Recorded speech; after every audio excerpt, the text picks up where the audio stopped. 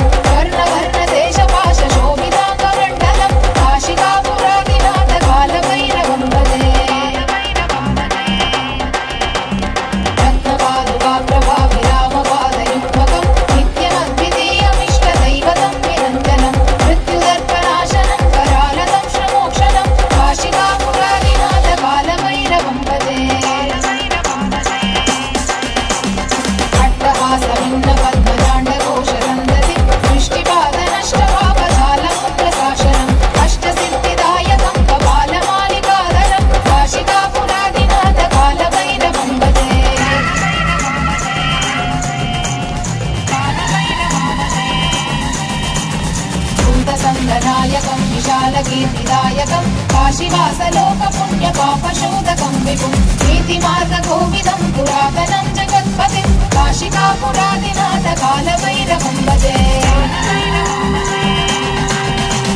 कालभैरवाष्टकं पठन्ति ये मनोहरं ज्ञानमुक्तिसाधनं विचित्रपुण्यवर्धनं लोकमोहदैन्यलोभगोपतापनाशनं ते प्रयान्ति कालभैरवान्ति सन्निधिं ध्रुवम्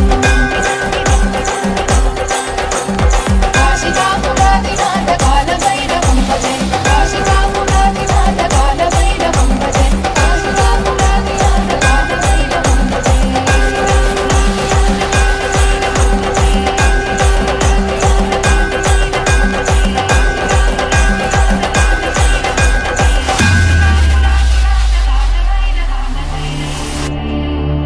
மண்ணே மாமலையே மணியே மாணிக்கமே மரகதமே என் வைரமே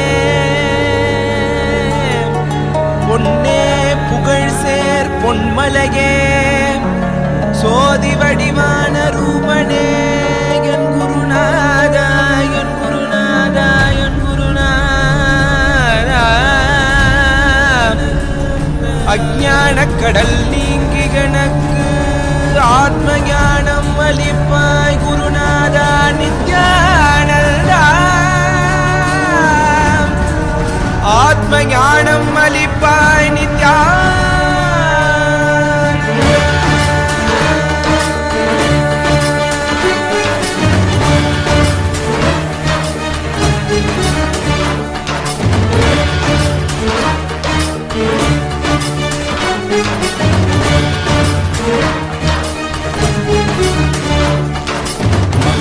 கொண்டு கங்கை முடி கொண்டு நர்த்தனம் புரியும் ஈசனே சுடலை பொடி பூசி புடுக்கை தன்னை ஏந்தும் காலனே புடி தோலனே மீனி பிடியால் உள்ள முறைகின்ற மதுரை மாநகரின் ராசனே இன்னல்களை கலைந்து இன்பங்களை அளிக்கும் சுந்தர வடமணி நேசனே ஞாயிறு திங்கள் நித்த முறைகின்ற செவ்விழி கொண்ட செல்வனே சொக்கனே எந்த சோமனே ஐயா சோதி வடிவான ரூபனே அடிமுடி காணா மலையே அகிலமும் போற்றிடும் ஐயனே நாதாவரணனே நால்வர் போற்றிட நயமுடனாடிடும் நாதனே ஆழகாலம் உண்டு ஆழம் காடுதனில் ஆனந்த நடமிடும் ஆதி செய்வனே மங்கையிடம் கொண்டு கங்கை முடி கொண்டு நர்த்தனம் புரியும் ஈசனே சுடலை முடி பூசி உடுகை தனையேந்து காலனே புலி தோலனே மீனின் விழிகால் உள்ள முறைகின்ற மதுரை மாநகரின் ராசனே இன்னல்களை கலைந்து இன்பங்களை அளிக்கும் சுந்தர வடமணி நேசனே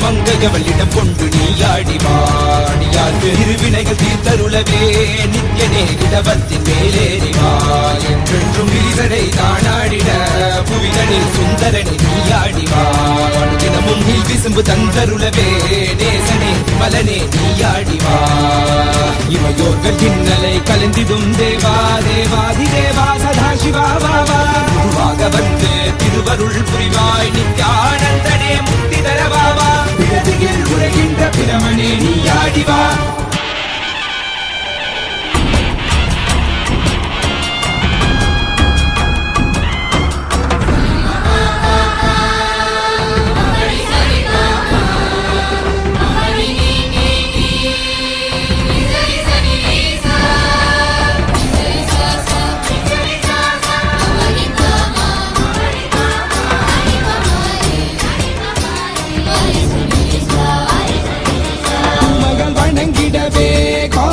மண்ணாய் உரைபவனே அப்பாய் காட்சி தரும் எங்கள் ஆணை காவரசே ஆதிகந்தமிழாத ஜோதியாய் அருணகிரி உரைநாதனே உலகை இயக்கிடும் வாயு வடிவே காலகத்தி ஈசனே தொழுதிடத்தில்லை நகர்தனி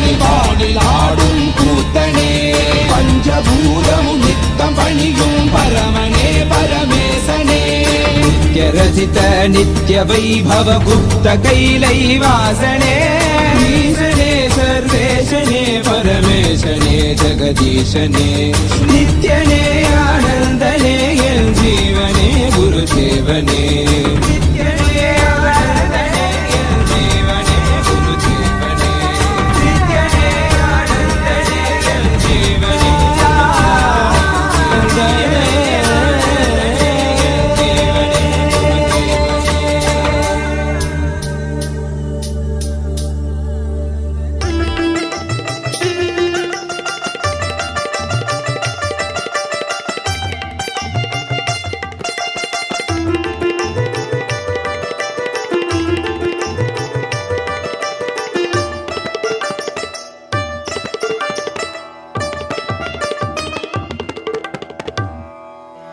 உடமெல்லாம் பூக்க துவக்க திருநாளில் நித்யனின் திவ்ய தரிசனம் கருணையாய் நித்யன் கையிலையில் தந்த நிகரில்லாத உயர் தரிசனம் உலகையே இங்கு கடவுளாய் மாற்ற கடவுளே தரும் தரிசனம் கவிதையாய் மாற வரிகளும் ஏங்கும் கரையில்லாத உயர் தரிசனம் தரிசனம் கல்பதரு தரிசனம் ஞானபீட மகாசம்ஸ்தான சிம்ஹாசன தரிசனம் தரிசனம் நித்யானந்த தரிசனம் ஞானபீட மகாசம்ஸ்தான சிம்ஹாசன தரிசனம் தரிசனம் நித்யன் தரிசனம் தரிசனம் தெய்வ தரிசனம் தரிசனம் நித்யன் தரிசனம் தரிசனம் தெய்வ தரிசனம்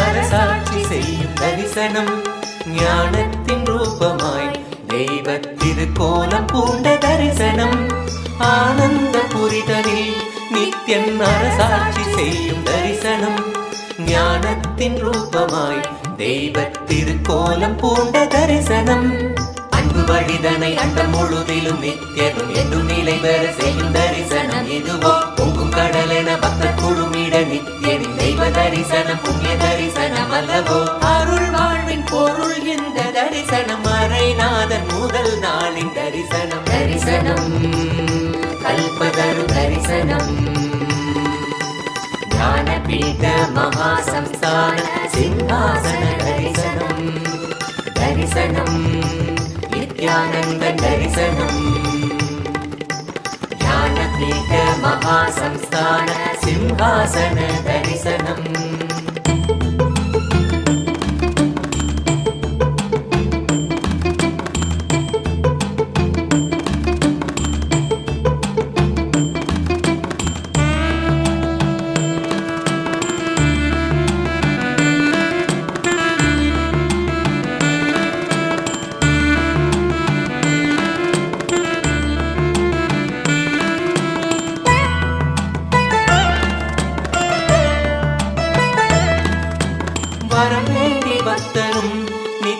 பதம் நாடக்கூடும் தரிசனம் வளம் ஓங்க பூமியில் நித்யன் தவ கோலம் பூண்ட தரிசனம் வரம் வேண்டி பக்தரும் நித்யனின் பதம் நாடக்கூடும் தரிசனம் வளம் ஓங்க பூமியில் நித்யன் தவ கோலம் பூண்ட தரிசனம் மண்ணும் மகிழ்ந்திடும் விண்ணும் முறைந்திடும் ஆனந்தத்தின் எல்லை கடந்திடும் திவ்ய தரிசனம் எதுவோ பக்தர்களும் பொங்கும் எண்ணம் கடந்திட தியானம் தனை வையம் தனி சொல்ல வந்த தரிசனம் அல்லவோ அருள் வாழ்வின் பொருள் இந்த தரிசனம் மறைநாதன் முதல் நாளின் தரிசனம் தரிசனம் கல்பதரு தரிசனம்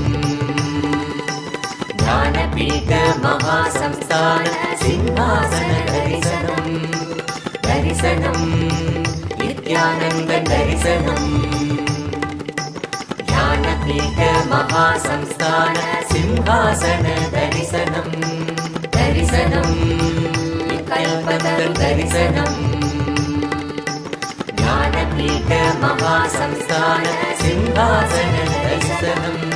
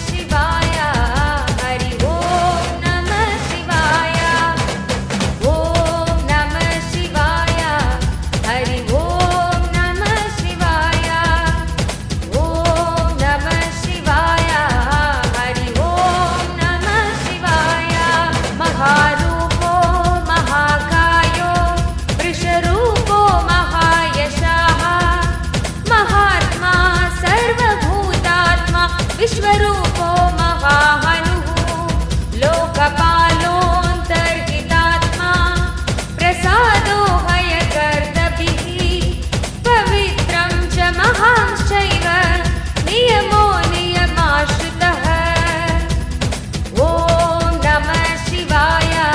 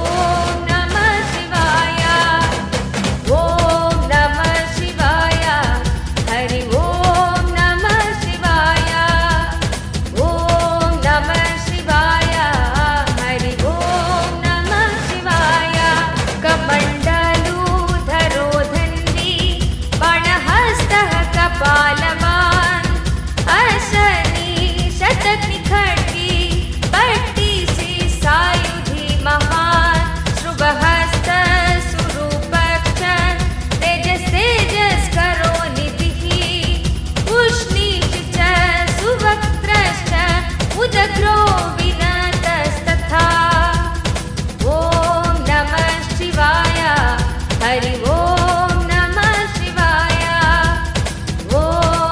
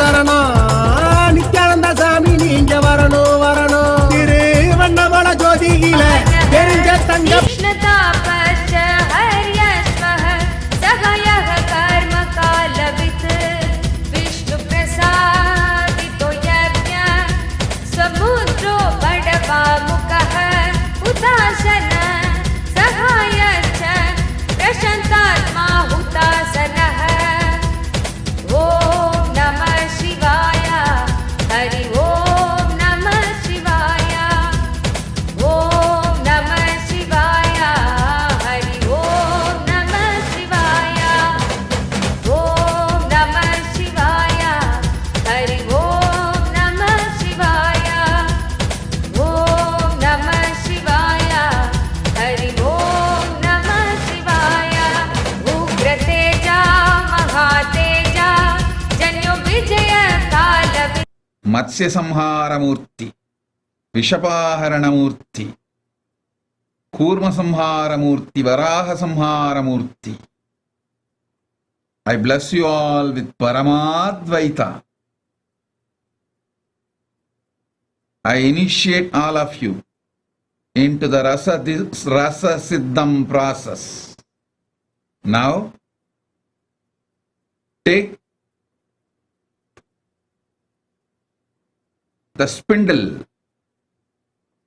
mattu in your hand, visualize that is your spine and churn it slowly but intensely. I will churn your spine with cosmic kundalini. Connect you directly with Paramashiva. You will manifest Navaganda Yoga Samadhi as Shakti. Om. Om. Om. All those who are attending intensely, sincerely, whole day sessions will manifest this power immediately today. If you want to manifest the powers, attend the whole day darshan session intensely, sincerely. Om. Om. Om.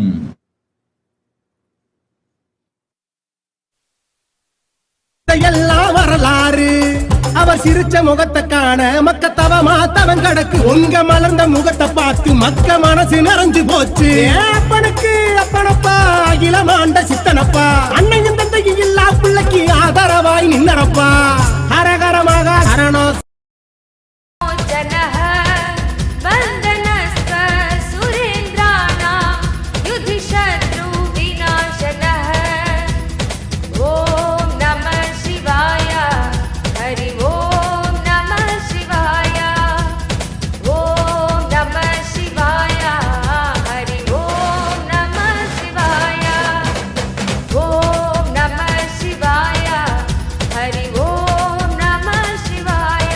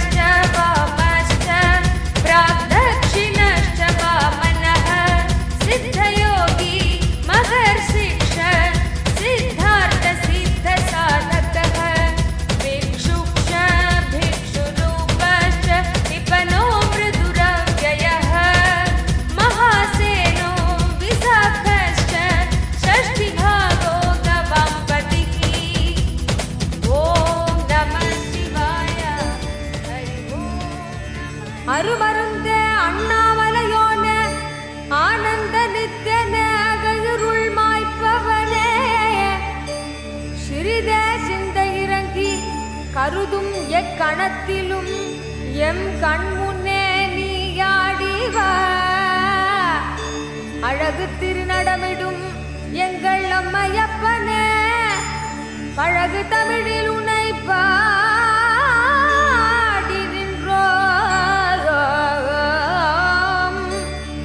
தூயவனே ஞானவனே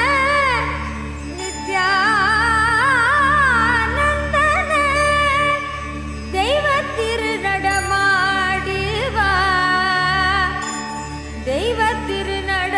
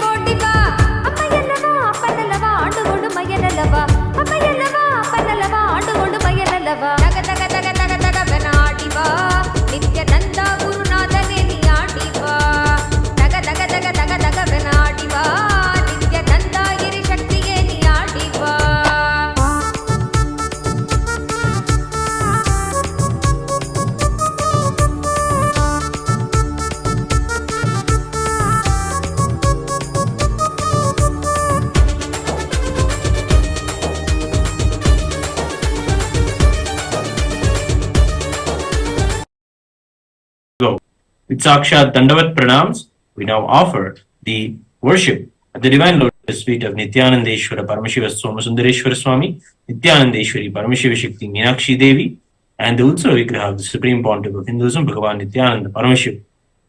We will now offer our devotion and gratitude.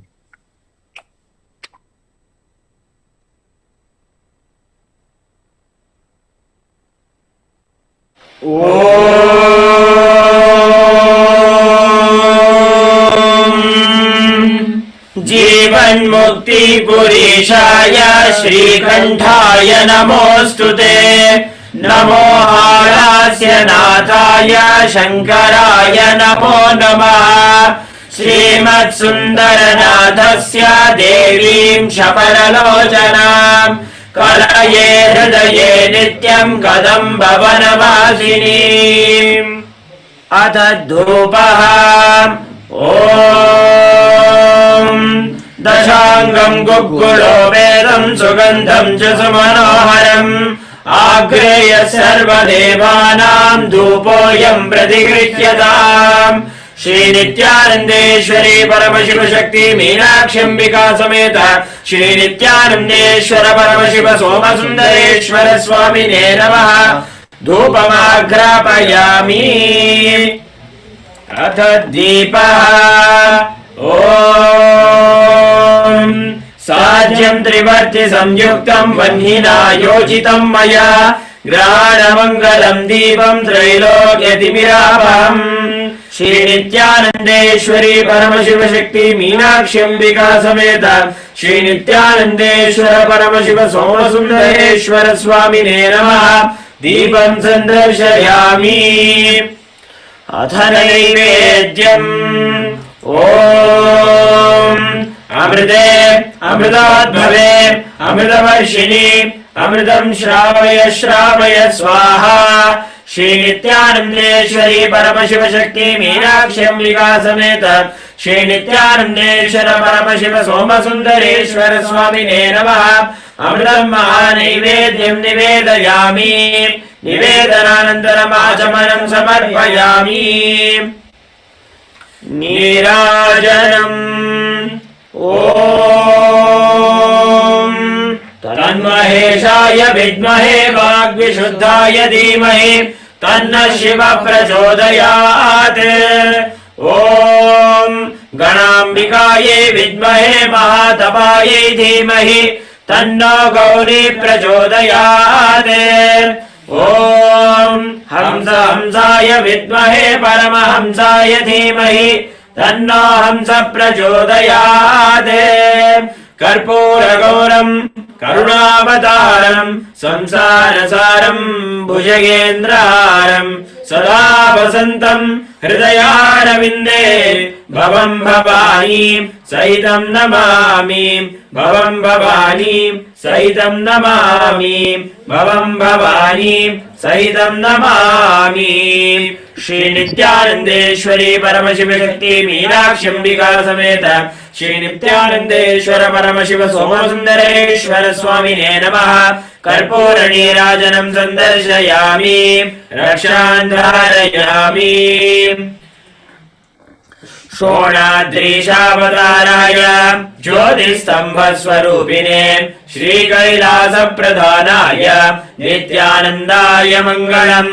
तत्त्वज्ञान प्रदाताय नित्यानंदेश्वर रूपिणे श्री कैलास प्रदाताय नित्यानंदाय मंगलम्। मूल प्रकृति रूपाय परमशिव शक्ति स्वरूपिणे श्री कैलास प्रधानाय नित्यानंदाय मंगलम्। दंड त्रिशूल हस्ताय काल काल स्वरूपिणे श्री कैलास प्रधानाय नित्यानंदाय मंगलम्। आदिपूज्याय देवाय सकृत्पूर्णत्वरूपिणे श्री कैलास प्रधानाय नित्यानंदाय मंगलम्। सर्वाभय विनाशकाय शत्रु संहार रूपिणे श्री कैलास प्रधानाय नित्यानंदाय मंगलम्। योग पट्टाभिषिक्ताय राजसन्यासधारिणे श्रीकैलासप्रधानाय नित्यानन्दाय मङ्गलम् सार्वभौमैकपत्याय राजराजार्चिताय च श्रीकैलासप्रधानाय नित्यानन्दाय मङ्गलम् मङ्गलम् कल्पवृक्षाय मङ्गलम् ज्ञानदायिने परमशिवाय श्रीनित्यानन्देश्वराय मङ्गलम् मङ्गलम् श्रीविद्याम्बायै मङ्गलम् कामदायिन्यै अन्देश्वर्यै मङ्गलम् मङ्गलम् गुरुदेवाय मोक्षमूलाय मङ्गलम् परमाराय नित्यानन्दाय गुरवे मङ्गलम् त्वम् स्मृतमहम् धन्य मम प्राणमहेश्वर गङ्गाधर नामेति स्तोत्रस्थानम् ददाम्यहम् हरिः ओम् तत्सत् सर्वम् भगवत् श्रीनित्यानन्द परमशिव पादुकार्पणमस्तु ओम् नित्यानन्दम् சொற்களோ கொண்டகிடர் போக்கி விட மதம் சிரிப்பாய் சொன்ன சொற்களோ கொண்டகிடர் போக்கி விட தக தக தக தக தகவன ஆடிவா நித்யானந்தா குருநாதனே நீ ஆடிவா தக தக தக தக தகவன ஆடிவா நித்யானந்தா இறை சக்தியே நீ ஆடிவா தக தக தக தக தகவன ஆடிவா நித்யானந்தா குருநாதனே நீ ஆடிவா தக தக தக தக தகவன ஆடிவா நித்யானந்தா இறை சக்தியே நீ ஆடிவா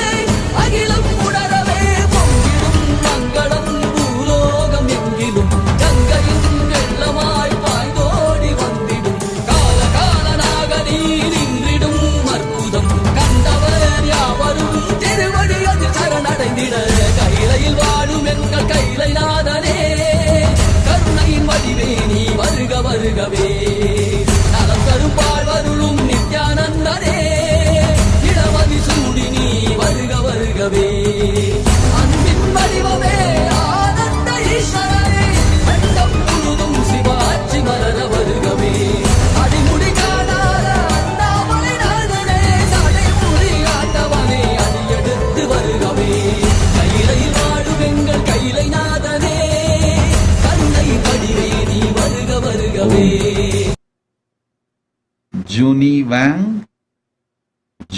Wang, my blessings. I'll remove all your karmas, shower you with devotion, bhakti, with wealth, health, third eye powers. I will make you enlightened. Junji Wang, I will make you enlightened. Tathastu. Chen Ming Yu, I give you all the 4 boons. The Parandamini name is spelled properly. Listen. Your mission in the life is spread living enlightenment. Read that book again and again and spread living enlightenment book. I'll heal all your pains, patterns. I'll give you enlightened life. Tathastu. Blessings for your father Chen Wen Sheng and your mother Chen Zhuhua. And my blessings for your son Xi Junlin. I give you all 5 boons. Shen Ming Yu. Tathastu. Parandamini. Blessings. Nitya Nidruvi accepted your Pada Puja. I shower you with energy. You will have a completion and blissful relationship with your family, with your wife. I'll enter into your mind as Sharabeshwara. Clean everything. I will reside in you as Sharabeshwara and protect you. My blessings. I'll clear all your psychosomatic and physical problems. Blessings for your wife, wife's 2 brothers and sister. I'll shower everything auspicious for you and your family. Om. Om. Om.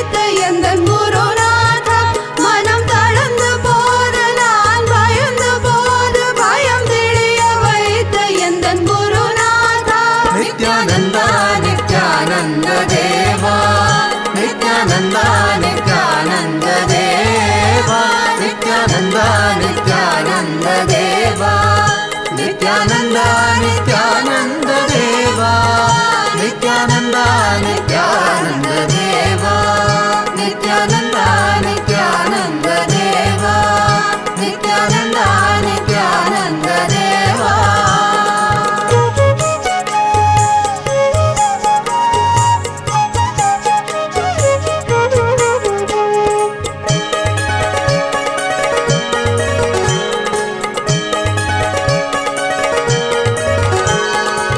பாடுவோமே பேரானந்தமுடனே பாடுவோமே பேரானந்தமுடனே Sadhguru பாதமல சுடுவோமே Sadhguru பாதமல சுடுவோமே பாடி பாடி கொண்டாடுவோமே குருநாதா குருநாதா என்று பாடிடுவோம் நித்யானந்தா நித்யானந்தா என்று பாடிடுவோம் பாடுவோமே பேரானந்தமுடனே பாடுவோமே பேரானந்தமுடனே சத்குரு பாதமல சுடுவோமே சத்குரு பாதமல சுடுவோமே பாடி பாடி கொண்டாடுவோமே குருநாதா குருநாதா என்று பாடிடுவோம் நித்யானந்தா நித்யானந்தா என்று பாடிடுவோம் குருநாதா குருநாதா என்று பாடிடுவோம் நித்யானந்தா நித்யானந்தா என்று பாடிடுவோம் குருநாதா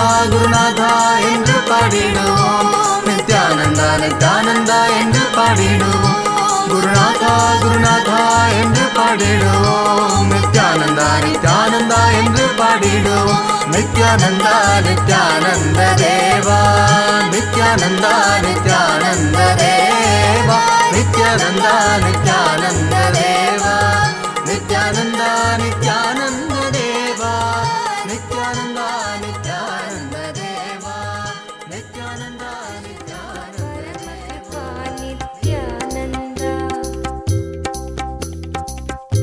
தவ சரணம் ஜகத் குரு நித்யானந்தா दर्शन दो परम कृपा नित्यानंदा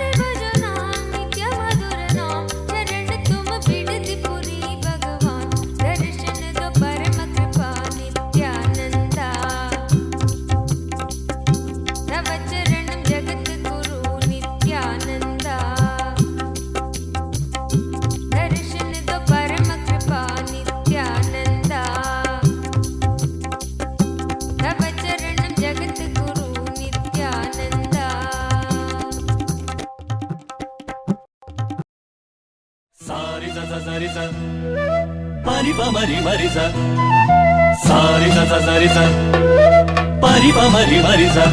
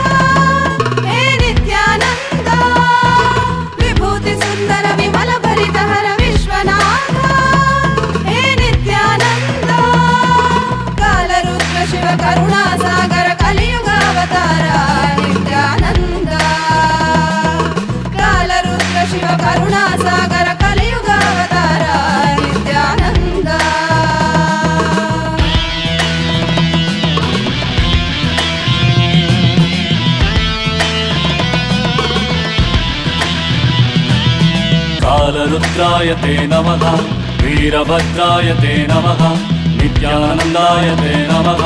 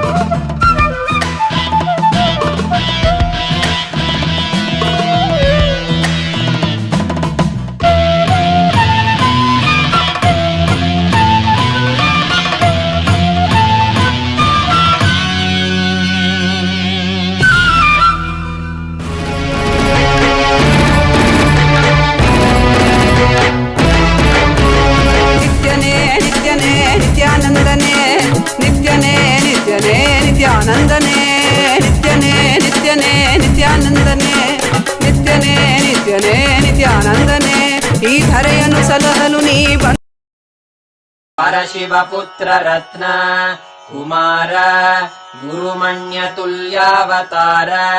श्रीपार्वती स्तन्यपानलब्ध दिव्यज्ञान विश्रुत सकल निगमागमसारभूत द्राविड वेद प्रवक्त्रे श्रीमत्परमशिव करुणा समधिगत मुक्तामय चतुरश्रयान गीयमान छत्र चामर श्रीचिह्न काहलादि समस्त बिरदावल्यलङ्कृत ज्ञान विज्ञान चक्रवर्ती सर्वजन संघ सद्यो निर्वाण दीक्षा व्ययापवर्गवर्ष विश्राण जीमूत परमत कलभ केसरी शैव सिद्धान्त स्थापनाचार्य श्रीराजाधिराज पाण्ड्य महाराज गुरु क्षपण शाक्यादि महान्धकार निवारण ज्ञान भानु वीक्षणानर्हार्ह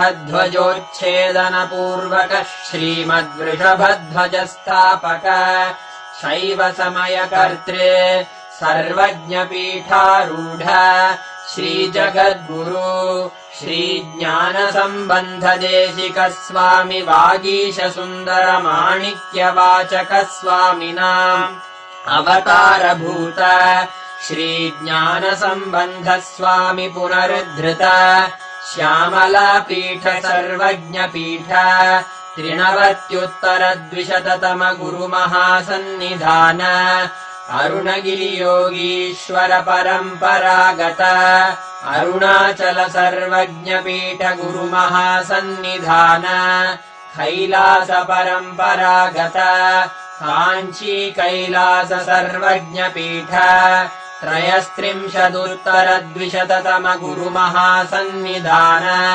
नित्योत्सव नित्यमङ्गल नित्यकल्याण नित्यरजित कैलास परम्परागत आदिकैलास नित्यानन्दपीठ महासंस्थान महासिंहासनपीठकर्तः साक्षात् श्रीपरमशिव समुद्भूत कैलास परम्परागत वैवस्वतमनु इक्ष्वाकु हरिश्चन्द्र भगीरथ श्रीरामचन्द्र शूरसेन इत्यादि अनवच्छिन्न सार्वभौम चक्रवर्ति परम्परागत चतुष्षष्टि योगिनी मण्डित चतुष्षष्टि सम्प्रदाय प्रवर्तक मनुधर्म शासन सूर्यवंश प्राप्त सर्वज्ञपीठ सुराङ्गि साम्राज्य मूर्धाभिषिक्त चूडामणे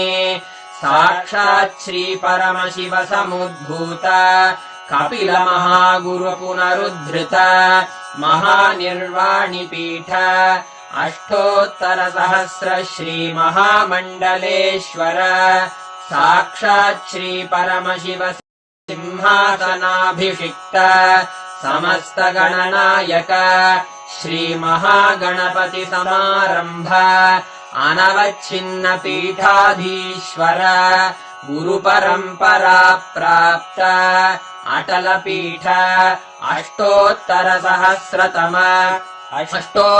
सहस्र श्री अटल पीठाधीश्वर धर्म मुक्ति स्वर्गपुर स्वर्ण पीठ त्रयोविंश गुरु महासन्निधान कैलास परम्परागत आदिपीठ सर्वज्ञपीठ जगद्गुरो श्री कैलास पुनरुद्धारक श्री कैलास परमाचार्य श्रीमत्परमहंस परिव्राजकाचार्य वर्य सच्चिदानन्द प्रणव स्वरूप श्रोत्रिय ब्रह्मनिष्ठ श्रीमज्जगद्गुरु श्रीलश्री भगवच्छ्री नित्यानन्द परमशिव श्री ज्ञान सम्बन्ध देशिक परमाचार्य स्वामिन् अत्रागत्य परिपाल्य च अस्मान् विज्ञान वितरणेन विजयी भव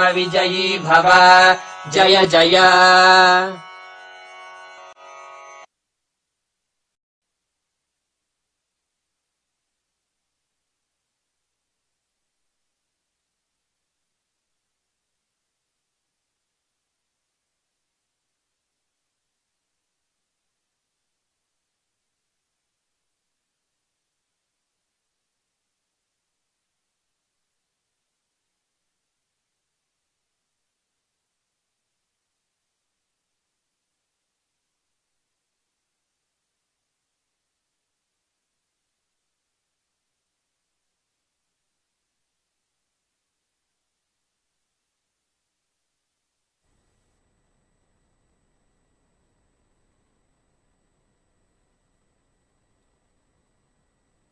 After this most auspicious and beautiful darshan of Simhagna Murti, actually every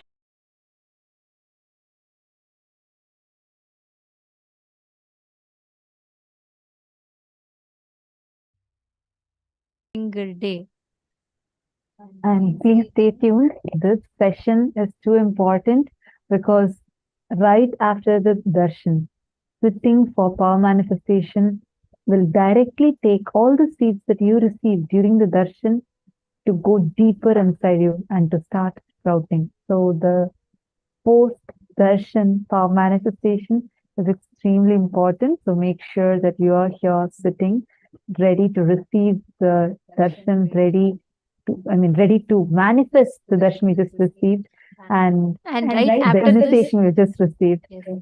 And yes, of course, right after this segment, we have a very, very special segment to share with all of you a very important news of what's happening right now in Kailasa. We have the team that's on ground and going to be giving all of us a live update of something very, very important that's happening. So please stay tuned. That segment will be right after this manifestation. And to all the participants who are attending just the darshan, we just wanted to let all of you know to start manifesting powers directly from the initiations that you're receiving from the darshan. It's highly recommended for you to attend the entire day's program, which will help you to manifest the initiations as power. After this powerful darshan of Paramashiva, we'll all be manifesting the power of materialization. And today we've all been blessed with this power, right? And every one of you that are sitting here, right after this Rasasiddham process, your Kundalini has literally been churned, awakened intensely to connect with Paramashiva. Just sit in this space. You don't need to do anything. Just mechanically connect to Swamiji. Don't even expect, oh, I should materialize it right now. Just let your frequency raise. You're already in the highest frequency by connecting to Swamiji. Just sit back and enjoy in that highest frequency. You will just manifest it as power. And please stay tuned. Right after this power manifestation, we are going to be entering into a very, very important segment. So please be tuned in with us. It's a very important live update directly from Kailasa to all of you. It's a very important thing. You can take it as a news update that you're going to be getting of what's happening in Kailasa. So be here, stay tuned, and let's finish the power manifestation. I'm seeing so many messages of gratitude and love for the amazing darshan we all just had flooding in all the chats. Just sit with that same space. You would start manifesting it as the power of materialization, as the power of levitation. Now just sit, clasp your hands together, close your eyes, connect to Swamiji. Just sit. Don't do anything else. Just sit, connect to Swamiji. Results, let Swamiji give. You just take care of connecting to Swamiji, tuning yourself to that frequency.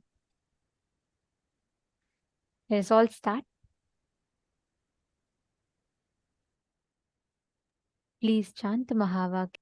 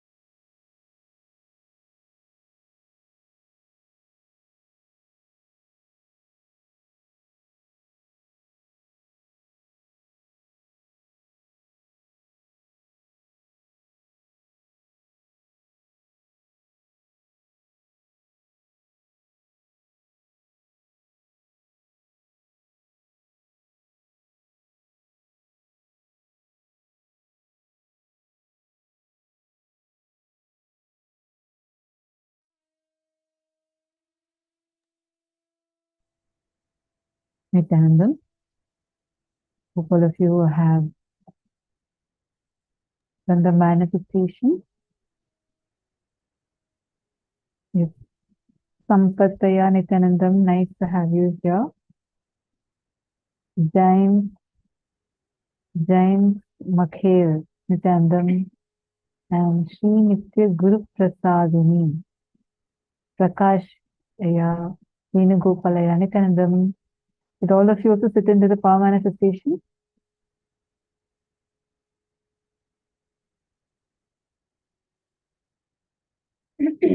Very nice.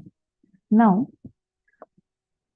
we're going to enter into a very, very important segment. As I had mentioned earlier, this segment that we are going to be entering into, it's about what's right now happening, right?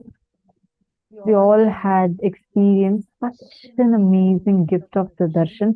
How was the darshan? Did you all enjoy the darshan? How was the darshan for everyone?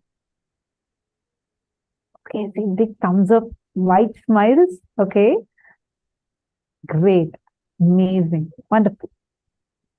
Every bit we are experiencing, whether it's the initiations, the amazing, profound knowledge, or the yoga, everything that we are experiencing, all of these are gifts of what? Yes, gifts from Swamiji. But from what? What is Swamiji reviving?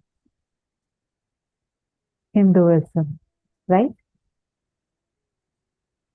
Actually, Hinduism is the only civilization that has been surviving, alive, the most ancient civilization and the most advanced civilization. We have been seeing various presentations and we've presented to you about the amazing contributions of Hinduism, what Hinduism has offered to the world. And do you all know why Hinduism is called Sanatana Hindu Dharma?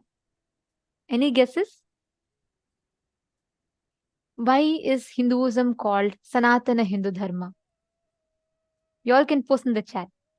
Why do you think Hinduism is called Sanatana Hindu Dharma?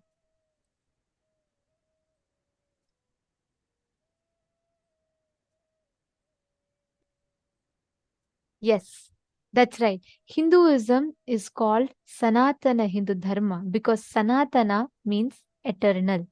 Ravi Prakashaya has posted always existing. Always existing, right. Sanatana means eternal.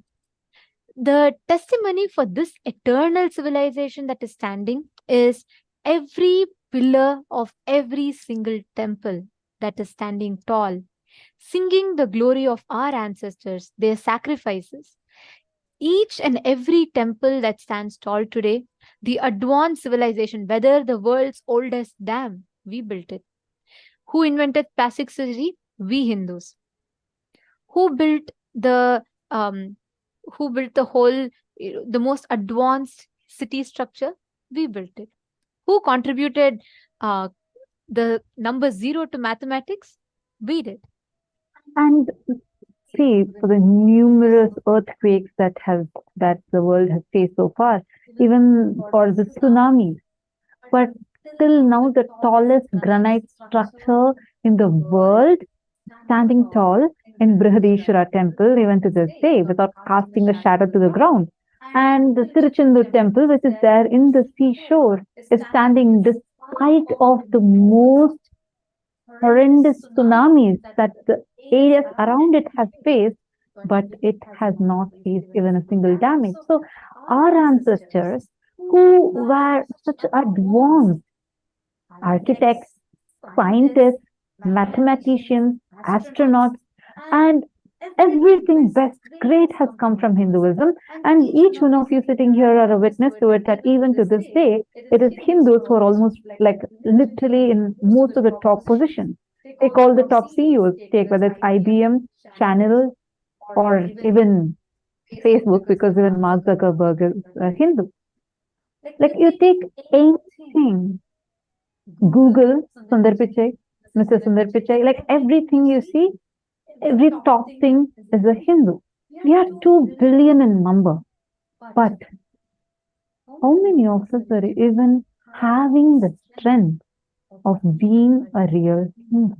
And not just that, how many of us, even if you had grown up in countries that have Hindus as majority factually, are even aware that it was Hindus, the Hindu ancestors, who gave us this amazing great gift? And each time we all hear about it, I'm sure at least once each of you would have had a question crossing in your head. If our civilization was so great, if we were all so advanced, if these temples are singing our glories so loud and clear, then where are all these sciences gone? Why are we not having access to it so easily? And how can this Sanatana Hindu Dharma be in a place where today me or you, common men like me or you, do not have access to it? Do you know the reason why? 5,000 years of brutal persecution. They kept hitting us, hitting us, hitting us to an extent that we are not able to stand back till now. The Hindu Holocaust, the most brutal of all. 5,000 years of relentless persecution, yet untold.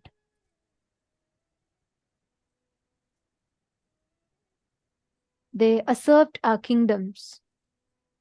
We bravely fought them back. They destroyed our temples, and we were able to build them back. They destroyed our universities. To a large extent, we were able to revive them back. They destroyed our sciences. We were able to revive them back. They destroyed our scriptures. To a large extent, we are able to start getting them back. Because we had one thing, the backbone, which held all these things together. Everything, whether it's temple or the universities, the education, everything was held by one backbone. Any guesses? What's that backbone? It is Guru Sishya Parampara. And that is why when they attacked the Guru Shishya Parampara, when they attacked our very backbone, that was a blow that we are still not able to recover from. Let me just take you all through a very quick statistics. 23rd December 1926, exactly 97 years before from now, 70-year-old Swami Shraddhananda was assassinated by a militant missionary. 17th November 1966, during an anti-cow slaughter rally, 5,000 Hindu sadhus were killed in a police action. The official numbers reported range is just 8 to 375. 15th February 1973, falsely accused and arrested was leader of Ananda Marg, Sri P.R. Sarkar. He was poisoned in prison, and after recovering, he went on a fast seeking justice. For the next 5 years, 4 months, 2 days, until 2nd of August 1978, he fasted for justice. Do you know what happened to his disciples? On the 30th of April 1982, 16 male and 1 female Hindu sannyasis of Ananda Marg were pulled out of a cab and burnt alive near a bridge in broad daylight. These were the disciples of the very master who fasted for justice. 23rd August 2008. Lakshmanananda Saraswati, Swami Lakshmanananda Saraswati, and 4 of his disciples were murdered in the state of Odisha in India. He was a highly revered spiritual leader who lived a life dedicated to the welfare of the forest dwellers, the Vanvasis of Kandhamal. And the visuals may be a little graphic. Please bear with us, but we want to show you all the facts, the reality. Next.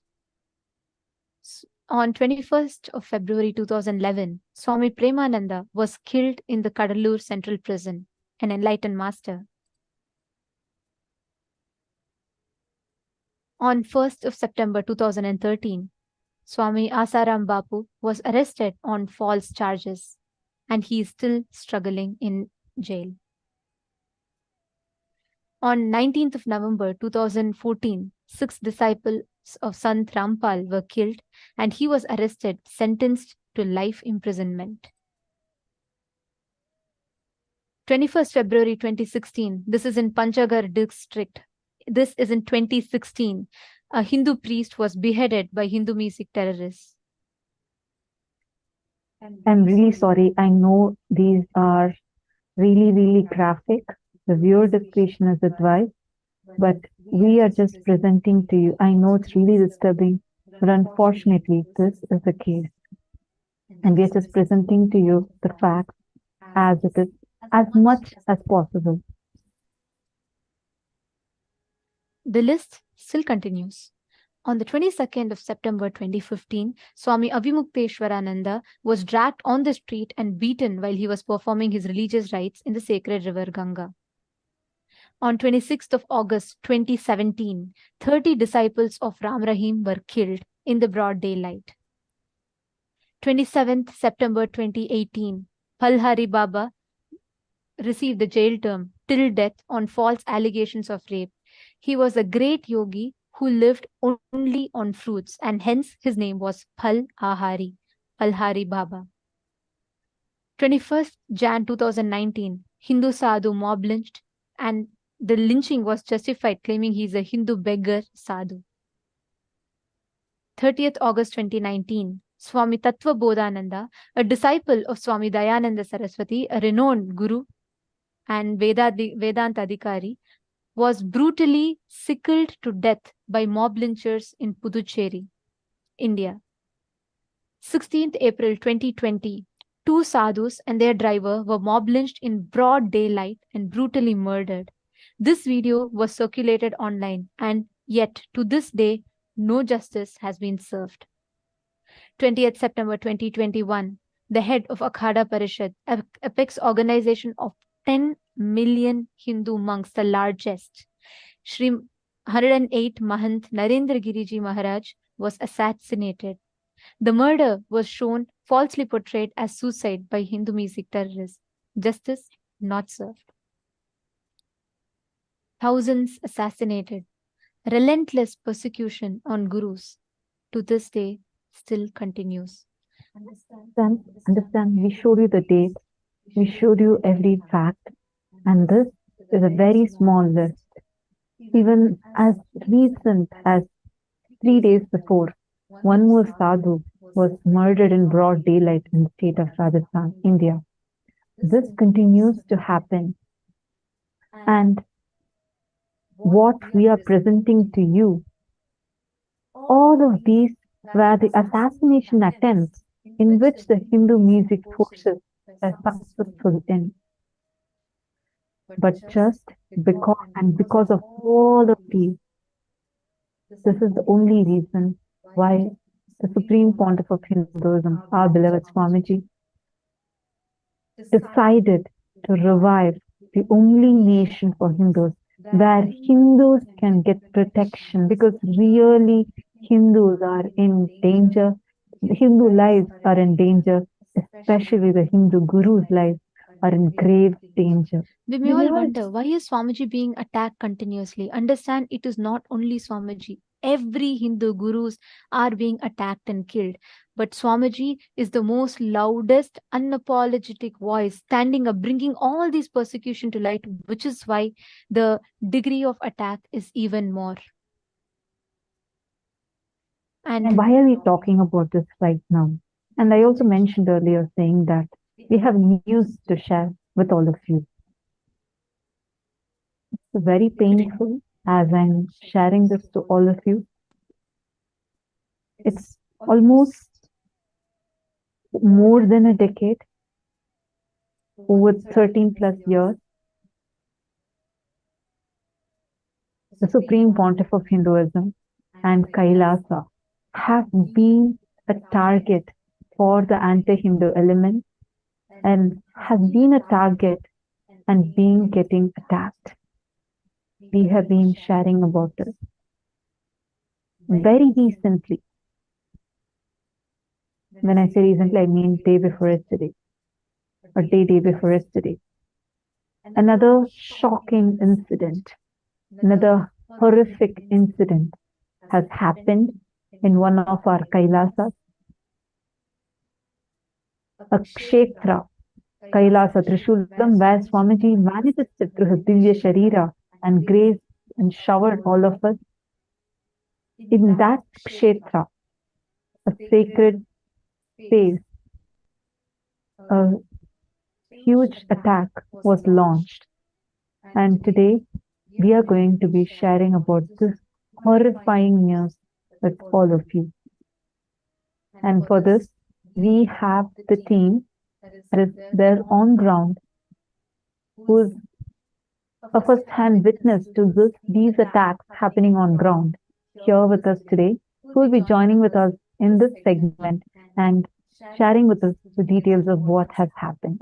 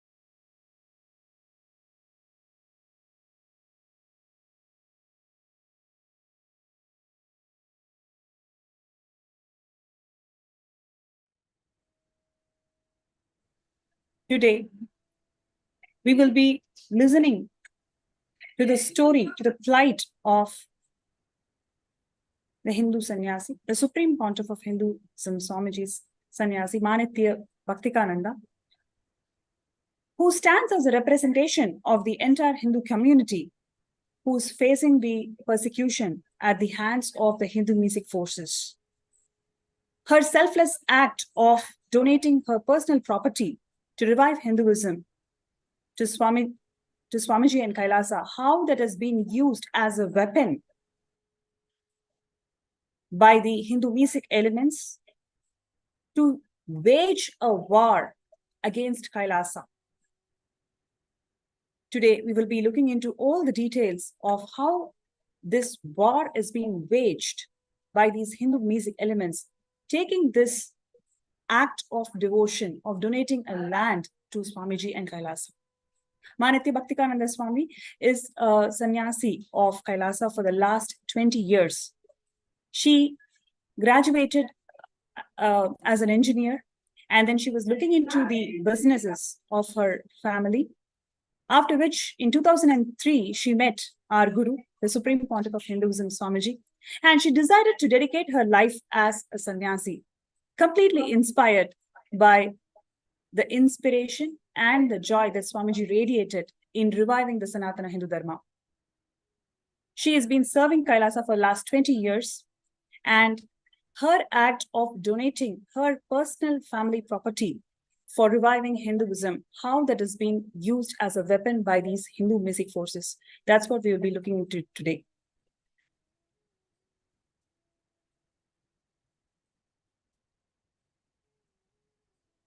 Nithyanandam.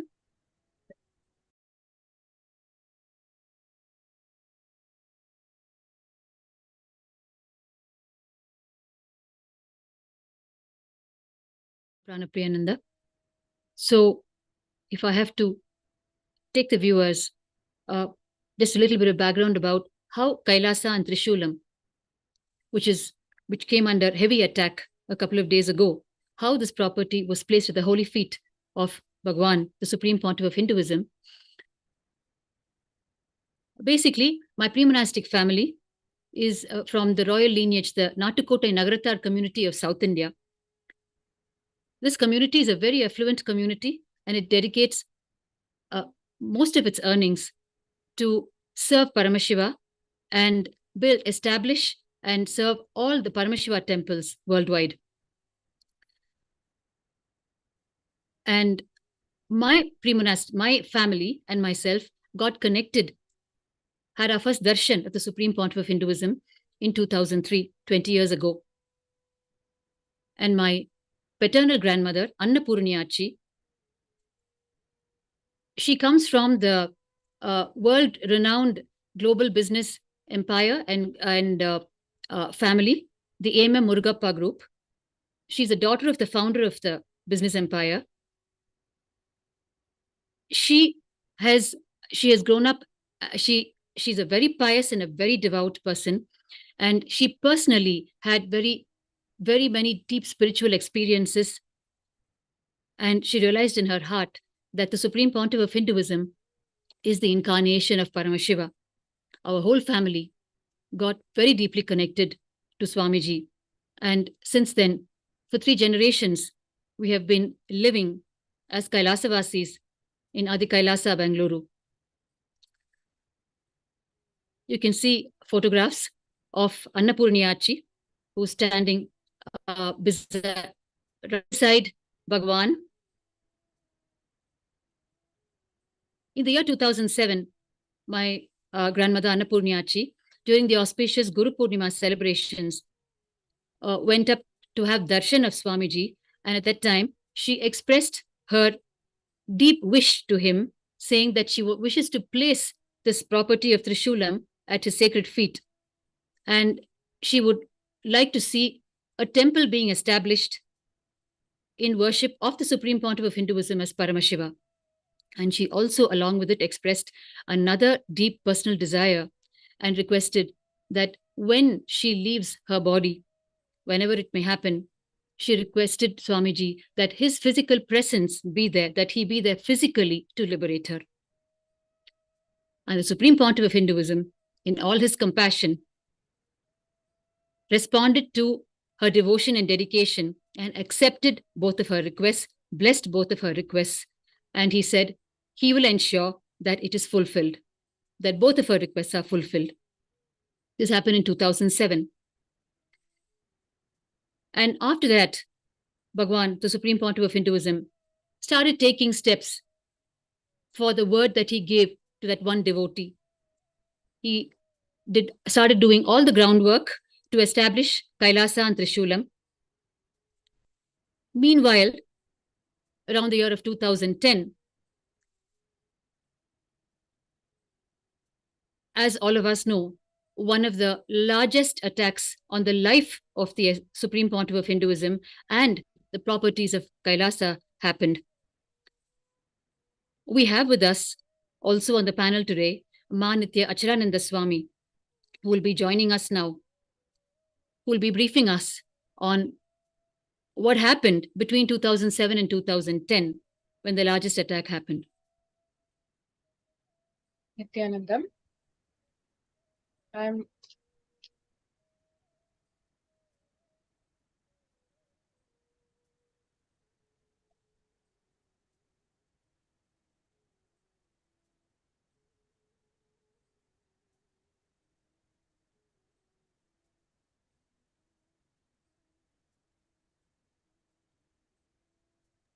Thank you, Ma Bhaktika Swami, for introducing that. Many of you may be wondering, what is this all about, right? Why are we sharing this?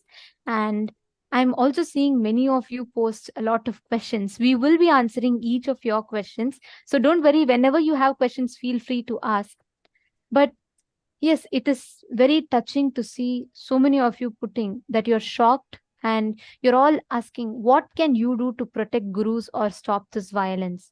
And Ma Goexial is asked, what can I do to stop this, to protect gurus and to stop this violence?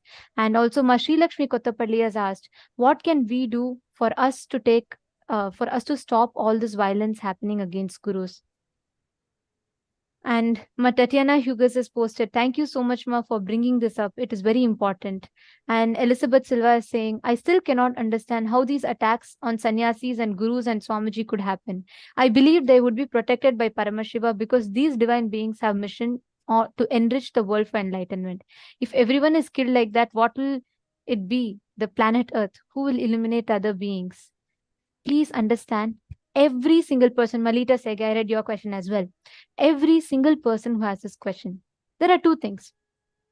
One, every single one of us that are seeing this, that are listening to this, we are all responsible for this. We are all responsible for this. Swamiji tells it is not just the active violence of the anti-Hindu elements, but it is the silence and inaction of the Hindus, the criminal negligence of the Hindus, which lets these attacks happen time and again. 97 years in the broad daylight, one after the other, one after the other. But how many of you here even knew the deaths of these sadhus? We all commonly think that it is just Swamiji's, the attacks on Swamiji, and we just isolate and think, oh, maybe, why only one guru is getting attacked? Why only one or two gurus are getting attacked? But what is happening?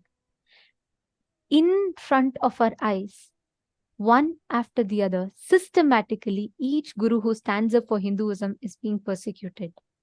What can me or you, each of us do is, to say the least, stand up to take responsibility to stop this. Actually, I just wanted to give you all a brief. Actually, the person who just came and shared with us, Ma Nitya Bhakti Kananda, he is from the royal lineage. Her lineage, entire lineage, has been an ardent devotee of Paramashiva.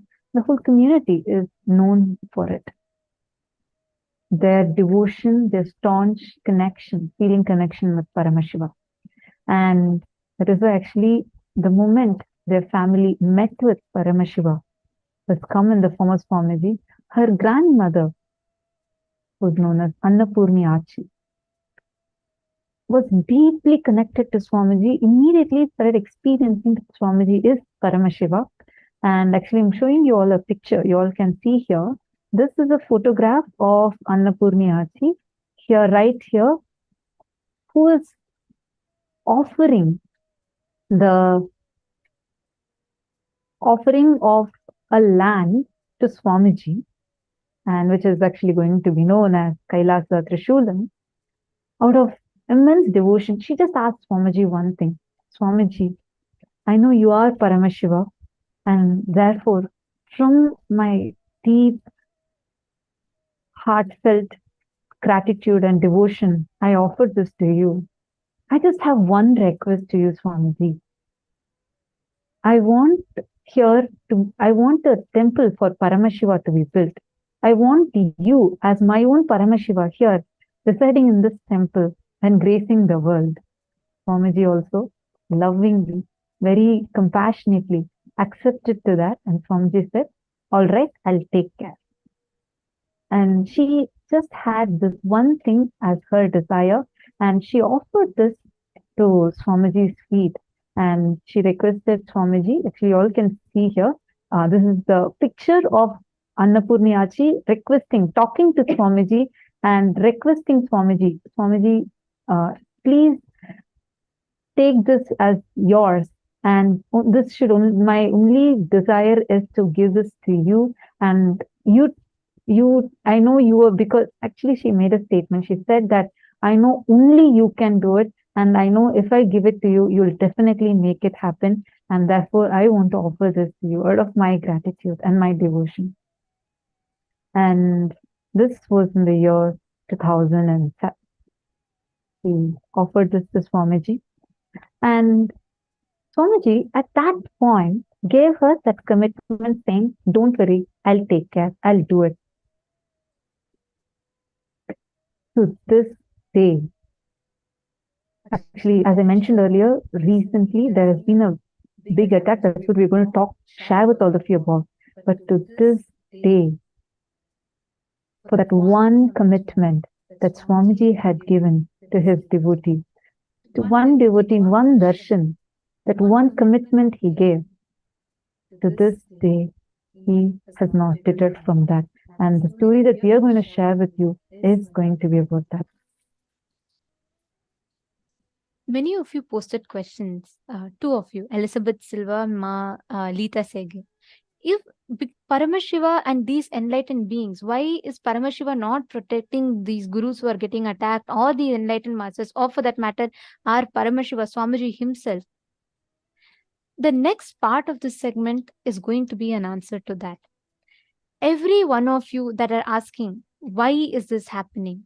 You will understand exactly why it is happening. We will tell you all why exactly are the gurus being persecuted, especially Swamiji, who stood up for Hinduism. If you just see, from the very moment that Swamiji was born, Swamiji has only been contributing. And we will now show you all to what extent Swamiji goes to fulfill just his one commitment to one of his disciples. And in the next segment, we will have joining with us Ma Nityachalananda Swami and Ma Bhaktika Swami, who are going to be taking us through to make us understand how these gurus are targeted and why they are persecuted, and how the same happened to Swamiji, the Supreme Pontiff of Hinduism.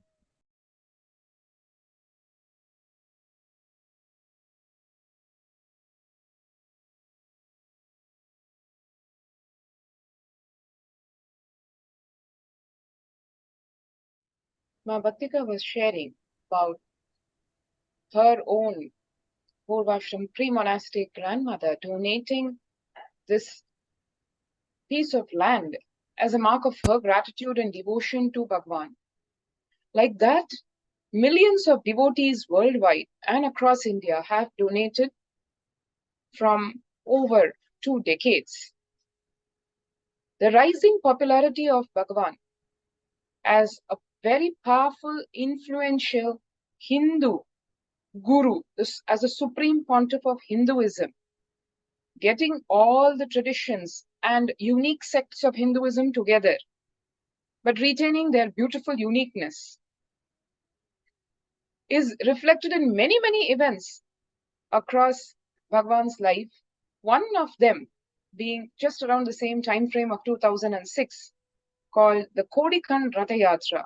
Literally the word Kodikan meaning a crore, 10 million eyes. The divine deities of Nithyanandeshwara Paramashiva and Nithyanandeshwari Paramashiva Shakti, made by the very hands of Bhagavan, right from the foundation stone, the first cutting of that stone, the cast supervised directly by Bhagavan, and the divine deities, which are the presiding deities today in Adi Kailasa, they have blessed the whole of humanity. Literally, they are gracing. And way back then in 2006, 1 million, 10 million, 1 crore eyes having the divine darshan of Bhagavan. And the Achala Murtis of Nithyanandeshwara Paramashiva and Nithyanandeshwari Paramashiva Shakti. This divine happening, the Ratha Yatra, which lasted just about a few months, but it was able to transform the lives of millions. Millions of people, literally lakhs of people, converted their lifestyle to their Hinduism lifestyle and adopted the Hindu dharma, the Hindu religion. The free meditation programs that were offered, the free yoga programs, free spiritual counseling, the free medical camps, the free food, the annadan, and the free rituals, people partaking in these rituals, everything was such an eye-opener, but as a grassroots movement. Such movements, continuously, the grassroots work done by Bhagavan actually triggered and caught the attention of the Hindu music elements, whose aim was to ensure that Hinduism does not flourish, does not get revived. Directly, Bhagavan reviving Kailasa was against their very core of their interests. Like this, the people, that not only the devotees and the followers, but the people at large, realizing that life is a lot more. Bhagavan's teachings entering them, permeating them into their very core, their very being, transforming the lives, making leaders. Such was the powerful effect of Bhagavan's mission, right down to the very villages, the heart of India. This is what led, unfortunately, on the other hand, to the persecution, the genocide, the cultural genocide, which is what a number of the viewers were just asking as to why. One of the reasons of the why is rooted in this.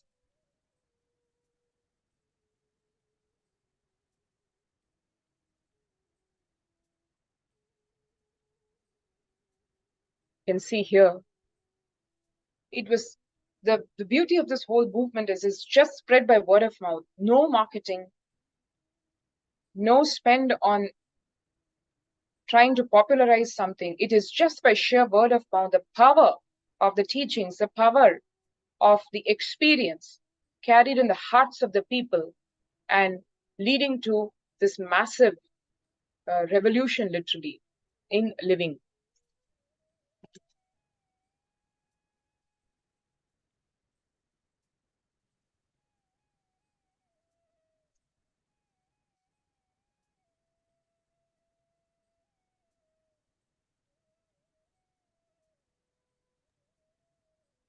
Yes, and it was exactly during this period that the scores of the followers of the Supreme Pontiff of Hinduism, touched by the profoundness of the teachings, his initiations, and realizing that the very incarnation of Paramashiva has landed, started offering to the mission of Kailasa prime properties from around the globe. And this Kailasa in Trishulam is one such prime property because of its very strategic location in the city of Chennai in South India, near the airport. And it was, it came under the eyes of many forces at that time, but Annapurniyachi decided to place it at the feet of Paramashiva. And what happened in 2010 was,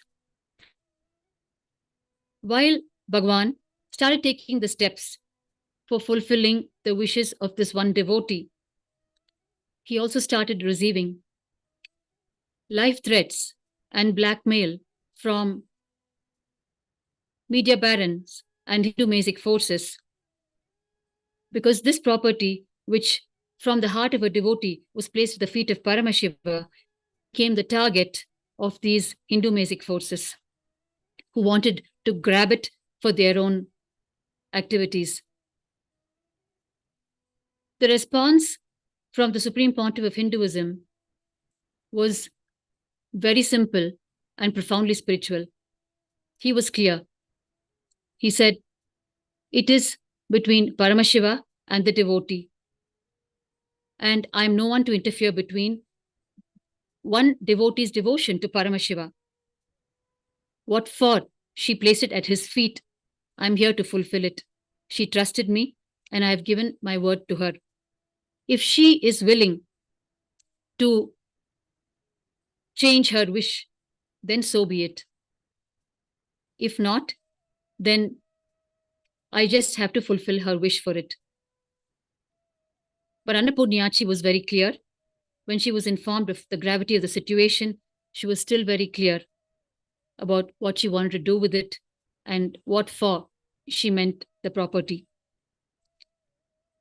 And therefore, in 2010, when these Hindu Masic forces came to know that the property was not going to be theirs and the temple was going to be established, it triggered one of the greatest attacks till date on the life of the SPH and the mission of Kailasa.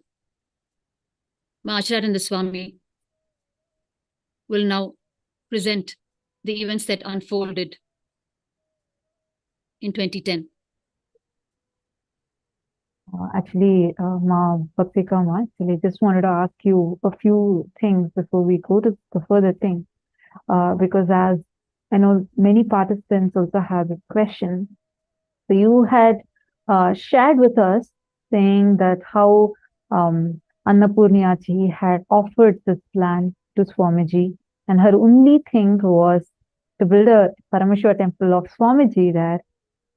And Swamiji also said yes, and he already started the activities for it.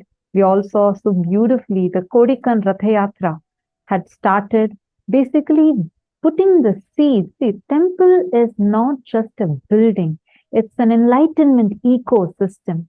So Swamiji started all the work that are needed to fulfill that one devotee's desire. And and Swamiji was just in his young age, like in his youth. And Swamiji already started going like how Nityachalananda Swami had beautifully shown us the pictures of the Kodikan Ratha Yatra. Literally, Kodikan Ratha Yatra means where millions of eyes get to behold the darshan of Paramashiva's deity.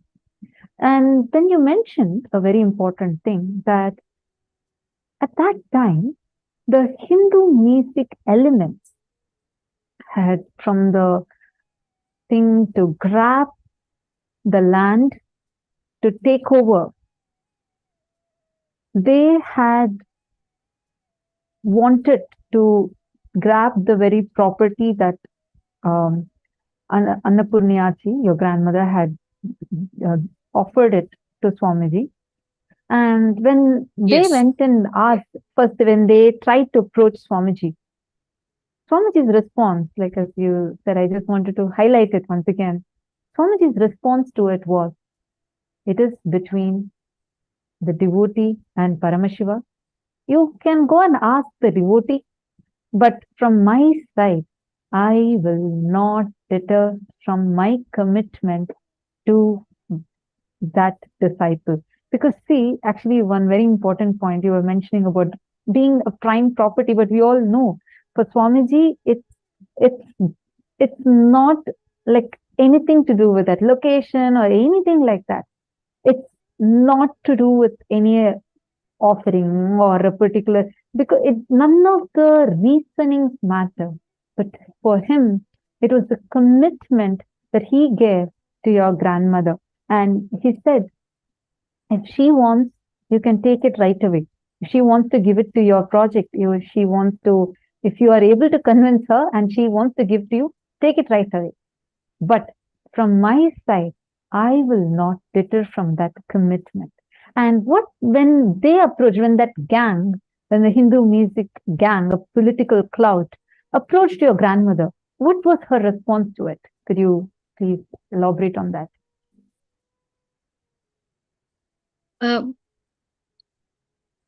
It's actually a very beautiful question, Ma, because here is where the people are going to understand the dynamics of Hinduism and the dynamics of the Guru Shishya Parampara and how it functions, and the relationship and the trust between the Guru and the disciple. So when Annapurniyachi was approached, she, on the one side, she did understand that it would mean the life of the SPH, because she was a worldly person and she knows to the extent to which the Hindu music forces would go, and she knows that they're very powerful, and she knows it would mean costing the life of the SPH. That is on one side. But on the other side, the beauty of it was, in spite of knowing that, she very clearly said, I have placed it at the feet of Paramashiva and I will not take it back. And I trust that Bhagavan, Swamiji, will make it happen, whatever may be the forces on the other side. So wow, on that trust, I am standing my ground, and it will happen, and I know it. That was her response. Thank you so much, Ma. So now when they did not get what they wanted, they didn't get what they tried getting, what happened further? What exactly started happening? Did they say, okay, fine, and leave it? Or did it develop into something else? Right. So what happened was, there was continuous blackmailing from their side to the SPH, the Swamiji. And finally, on 2nd of March 2010, the world witnessed one of the largest attacks, like I mentioned before, on the SPH. The whole thing being centered and triggered by this property of Trishulam that we're talking about, when they understood that their blackmailing was not working, and all their efforts in various ways to grab the property was not working, they launched the attack on 2nd of March 2010. Ma Achalananda Swami will now present to us the gory events that unfolded from 2nd of March onwards.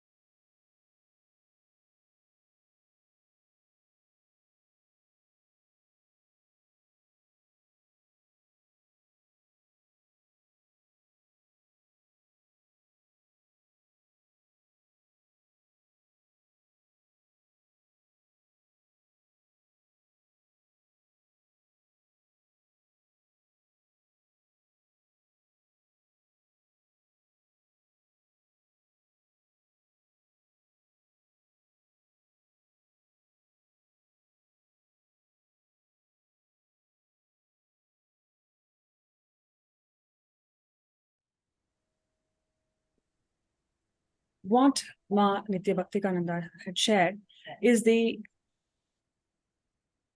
land grab had started as a land grabbing, eventually led into something so brutal, which you could never even imagine. A cascade of events that literally led into the assassination attempt of our Guru, the Supreme Pontiff of Hinduism, Bhagavan Nithyananda Paramashivam. After this land grabbing attempt, the Hindu music elements, they orchestrated a morphed video. They spread this disinformation in the form of morphed video, relaying it in all forms of media, print media, electronic media, in every single platform for more than 14,000 hours, defaming, character assassinating Swamiji. By this programmed confusion, by this repeated telecast of this disinformation over and over and over again, millions of followers, millions of Hindus were so confused. Even though they wanted to support, they wanted to show their moral support to Swamiji and this. They were not able to do it because literally Swamiji was isolated from the entire humanity by this disinformation.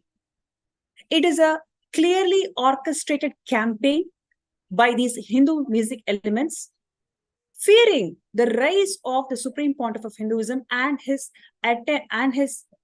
dedicated efforts to revive the Sanatana Hindu Dharma.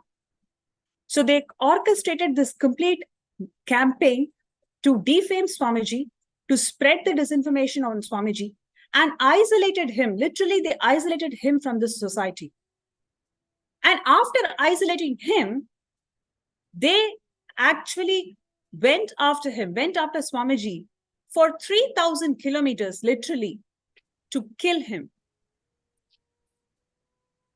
They went behind Swamiji for 3,000 kilometers. They chased him from one monastery to another, having the entire media lined up to telecast the live assassination attempt on all the television channels in a way that people can literally be afraid to associate themselves with Kailasa and Swamiji.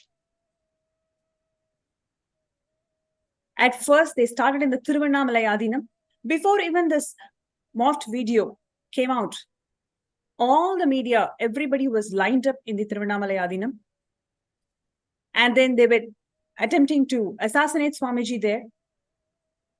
And when they could not find Swamiji, they literally break every single thing that they see in the monastery. And they telecast the whole thing in the media. So the media, when people see the media channels, they get really afraid. And then they chase Swamiji to Bidadi, the Adi Kailasa, in his own quarters, in his own living quarters. When Swamiji was in his own living quarters, he was burnt. The quarters was burnt. And the whole scene was telecasted in television. Police were standing. Everybody was just watching, literally Swamiji getting burnt. And he had to escape from the other door and save his life. And literally from there on, he was chased for 3,000 kilometers by these Hindu music elements. They orchestrated this entire psychosis in the media channels in a way that they completely isolated Swamiji from the society. And even if somebody wants to stand up and support, they were literally terrified. People were terrified. Hindus were terrified on what is happening to their guru.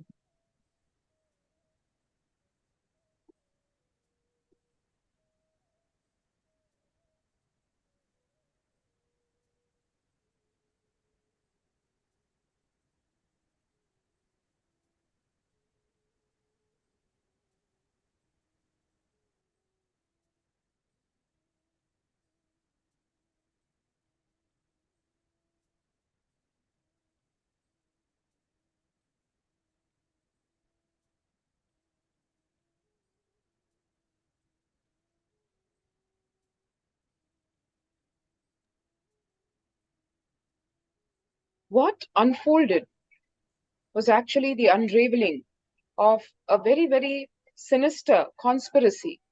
We all know during World War II, after World War II, human rights violations, open war, all these were condemned by all nations, by all peoples. It was not easy to assassinate someone. So that brought forth this sophisticated 8-layer conspiracy to genocide and cultural genocide of this minority community called Adi Shaivites, which in normal English could be translated to say aboriginal, indigenous, agricultural tribes, which is what the Adi Shaivites, led by the Supreme Pontiff of Hinduism, amongst the many, many traditions of Hinduism that he leads. 8-layer genocide. To just give you an idea of what these steps could be, what these 8 layers are. As you can see, something as shocking as burning the Supreme Pontiff of Hinduism alive in his very own quarters, which is after all a simple thatched roof hut. It's not some palace. He used to live in this quarters in a thatched hut with his sannyasis. In broad daylight, you could see that being flashed openly in television. How could such a barbaric act be even tolerated or even thought of, even imagined in the so-called 21st century? You may wonder. That is exactly what this 8-layer conspiracy, this 8-layer genocide model was all about. First, what they did is a heavy slew of disinformation, absolutely false, blatant lies. Blatant lies being spoken about. There was a false video, a morphed video created of the Supreme Pontiff of Hinduism, completely maligning him, defaming him. Around that video, a whole slew of lies about his character, a huge character assassination done, not for a few hours, but not for a few days, for a few weeks, but for a few years. Literally, if you combine the whole defamation that was done against Bhagavan, it will total to a lot more than 17,000 hours, more than 25,000 pages of articles, flooding the internet. Literally, the internet got jammed, is what the media reports say. Such was a massive disinformation that was spread. We need to understand the psychology. The minute you spread this whole lies, then something as gross as burning the Supreme Pontiff of Hinduism alive in his very own quarters is being flashed in television, but people are not even able to see the shock element in it or the utter inhumanity in it. This is what was done continuously from 2010 over the years, over a decade. This is what is called the 8-layer genocide. 2010, this happened continuously. The disinformation spread with a whole lot of false allegations. First was his morph video, then it came, there are a lot of other illegalities happening in the monastery complex. Like this, the whole build-up that is given with no venue for the truth to be spoken out. This led to the most dreaded, what any disciple, any devotee would shudder to even think of. The illegal arrest of Bhagavan and the body of Paramashiva being subjected to such inhuman torture.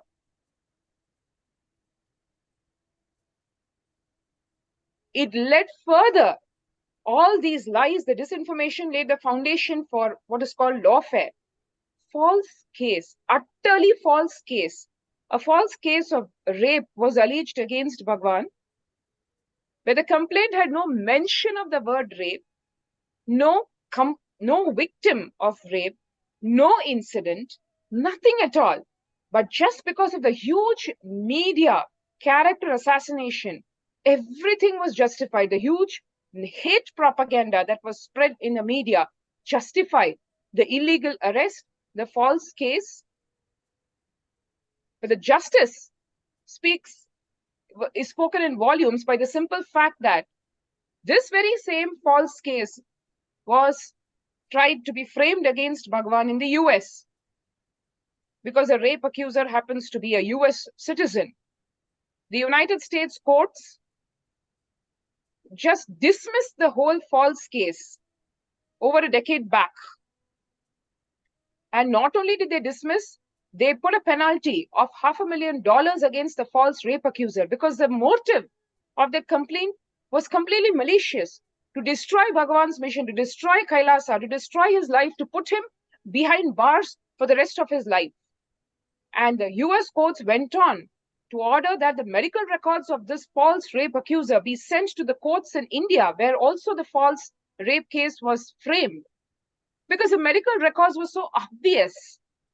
Can you imagine a rape accuser claiming to have been raped more than 100 times, but her medical records, as per the court summoned medical records, show that She is the carrier of 4, not 1, 4 highly contagious, incurable STDs, sexually transmitted diseases, which do not even need a physical contact relation to spread, but they spread just by the touch of the fluid, like a saliva or a body fluid, the fluid in the blisters. And she claims that she was raped more than 100 times. This is what the court said. This is absolutely malicious complaint. The Indian courts, the Indian police went on to order a medical test on Bhagavan, where clearly the medical test showed neither he has any STD nor did he ever have any. And on top of that, the medical records clearly prove Bhagavan's yogic body, where he does not even have the inclination of a normal human being towards any kind of a physical relationship. This whole thing, this whole lawfare, giving the foundation for the continued persecution and the genocide, justifying the assaults against the disciples, the followers of Bhagavan, sexual assaults against the female followers, child abuse on the children followers, destruction of the Gurukula, the traditional education system.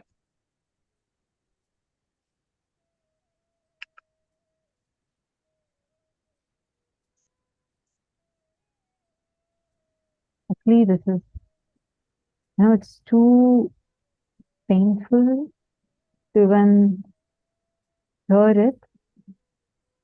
And especially, I know you have summarized the whole thing, but it's really painful for me to hear it, to hear the whole thing. The whole attack, what was that one ask that they had?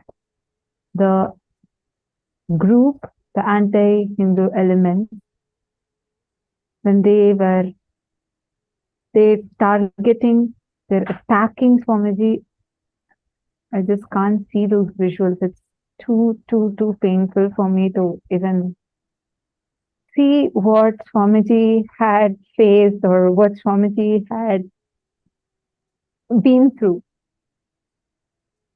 You shared that how it all started with, it started as a trigger with that one commitment that Swamiji had given to one of his devotees, saying, don't worry, I'll make a temple for Paramashiva there.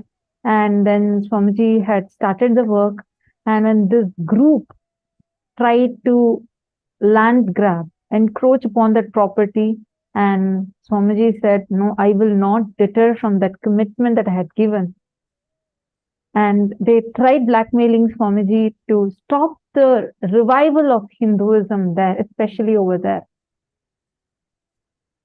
You had been the first-hand experiencer, like you were there throughout this whole time, right? Achala Swami, at that time, was there even any one point where, like, did Swamiji ever say, okay, if you are going to not attack me anymore, then I will not continue my Hinduism revival? Or anywhere, did Swamiji even once come to even a compensation mode or a negotiation mode? Especially given the torture that Swamiji was facing. There are no words really to describe the response of Bhagavan. In the face of this, you saw the visuals of the quarters of Bhagavan being burnt, where he is locked inside alive. That was only one of the over 70 assassination attempts that were made on Bhagavan. Yes, you heard it right. It's over 70. Even top leaders, political leaders, maximum you could have heard is 2, 3, 4, but here it's 70. And gross, it's really painful what you saw about the quarters. Another very similar, unimaginable one. You could see in the visuals that you see, illegally arrested, and even if you're illegally arrested, being put behind bars on plain, not just plain ground, it is wet ground and just a thin toilet paper, which is also wet. All the monasteries of Kailasa, as you can see here, being destroyed. Not only destroyed, being telecasted. This whole destruction is being telecasted on television as if it is the annihilation of some terrorist organization. You can imagine the sheer the contrast between what we are and how we are presented. Just that one power of the media to spread disinformation and hate propaganda goes to such an extent where you can see just the sheer hard work, the sacrifice, the blood and sweat of Bhagavan being literally brought down to ruins, burnt, destroyed. His very life under threat. Continuously assassination attempts being made on him and his followers. Even something, as you can see here, like a medical test for which he is ordered to go to by the court. And you can see that no way a medical test can happen where the pain is so enormous. All of us know Bhagwan's yogic body, he is beyond pain, beyond suffering. But that physical body being subjected to such torture, where you can see the pain visibly on his face, the way the body, the divine body, the Divya Sharira of Bhagwan being tortured literally, and the whole media making a negative, you cannot even see it. Such is the persecution where the media is even actually showing this and people are watching it because of that sole one reason of it being projected as if some wrongs have been done. This disinformation is the cause of this whole persecution, of this whole genocide, which is still continuing. It needs the right voice to be taken to the world where the tapas, the sacrifice, the dedication, the integrity of Bhagwan, like how we saw in this case of that one devotee whose one prayer, one boon that she requested of the usage of her land, for defending that, going to such an extent of sacrifice, where literally his own life is being threatened, assassination attempts are being done, his whole hard work over decades just being destroyed, his Divya Sharira being subjected to such inhuman, unthinkable torture. You can imagine, would he have even dreamt? Can we even dream of Bhagwan giving any response? Anything other than, I stand by the word, by the promise that I have given you? The answer is self-evident to what you asked.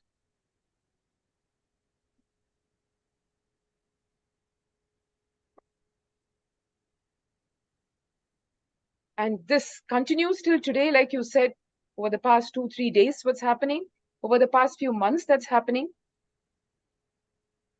For that one piece of land, which is of course sacred to us because Bhagwan gave his Divya Sharira Darshan there, where he was physically sitting in Adi Kailasa, but his divine form literally seen by the naked two eyes, by all the people gathered over there in this sacred land of Trishulam.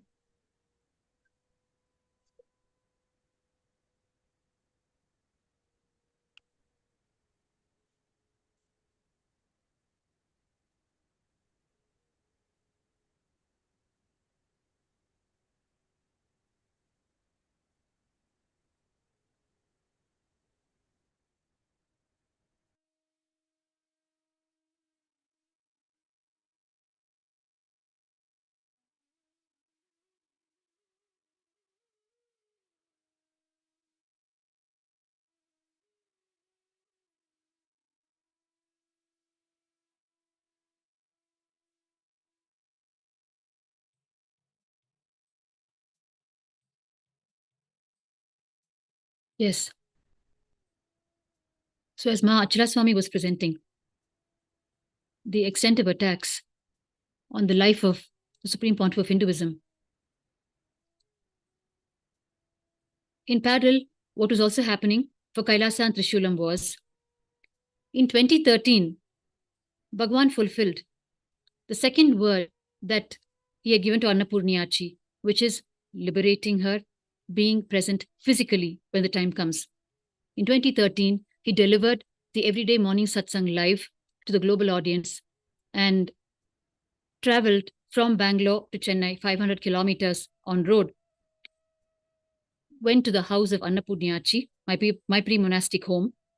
I had the fortune of accompanying Bhagavan on that most spiritual, most mystical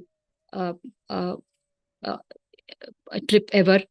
And he landed there at 3 a.m. and he stayed there for an hour. And we saw live the process of liberating her soul.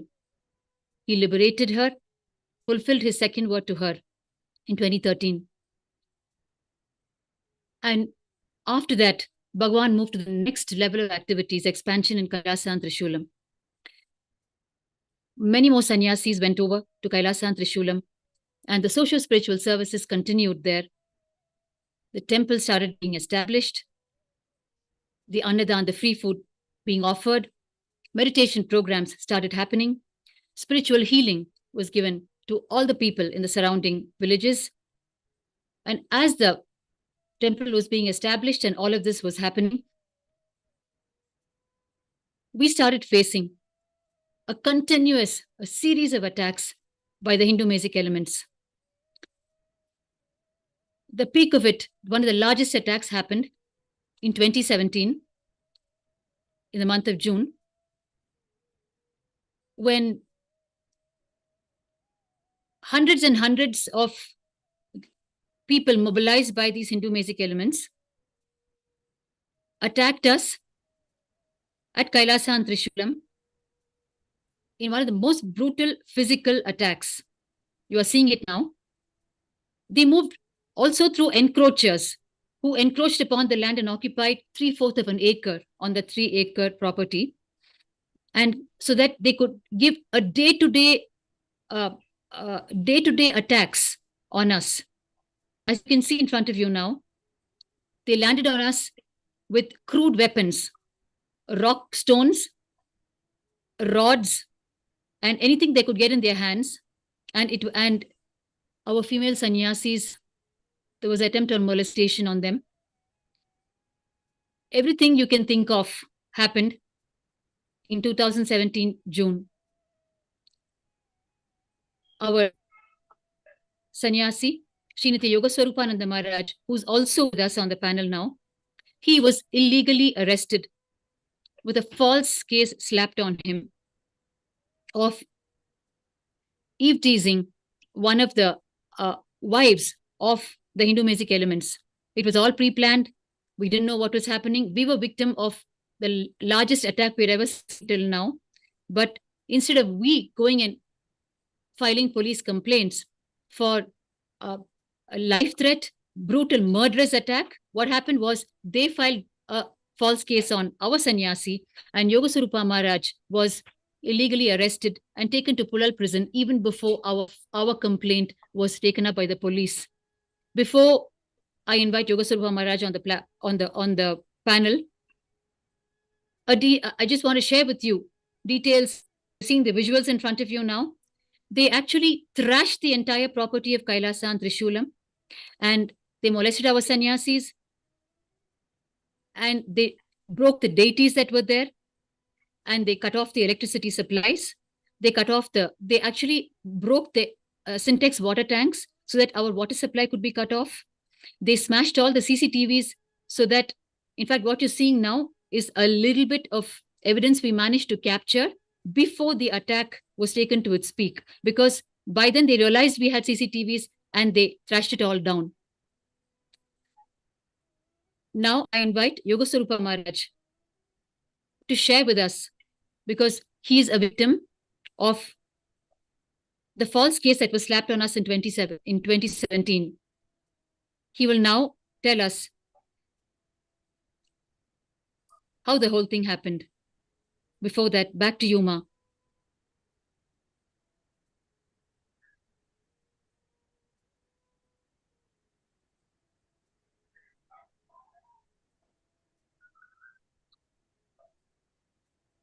It was actually very quite disturbing to watch. So you were mentioning you were there firsthand, right? Like you experienced this firsthand. How did it start for you when you were sitting there? You were in the campus, right? Approximately how many of you how many women sannyasis were there in the campus when this attack started? We were around 20 to 25 women sannyasis, Ma. We had just then finished our morning puja when the attack started. And how did it start? Actually, like if you ask me for the exact moment how it started, we had just then finished the puja and we were having our breakfast, and I was actually standing there with a plate of idlis. I was having the breakfast, and on my food, a rock-like stone just came flying and landed. That's how I woke up to the attack, and I didn't know what was going on. From it's not something. It's something out of the blue for me. And then we started hearing voices. We started. And then when we came out of the containers, what met our eye, we could not even come out of the containers because stones were being hurled at us at jet speed because there was no restraint from their side. There was no restraint. It was just brutal force. With all their might, they were hurling stones at us, and they were thrashing the property with the rods. So we could not step out of the containers. If we did, we would be dead. And if we didn't step out, the entire property would be thrashed. And the whole thing was a surprise on us. So it was a complete, total surprise attack, Ma. Understood. It's too painful though to hear this. Actually, all the viewers that are watching us right now understand only if we all come together. Your unity, like all of us coming together, being together, facing this together is only going to help us to face this. Swamiji single-handedly has been taking all of these. He goes on and on, whatever come what may. He's very clear. He will never give up on his vision and his commitment to humanity, especially his commitment to each one of you, his commitment to you, your enlightenment, me, my enlightenment. And Ma Yujinkin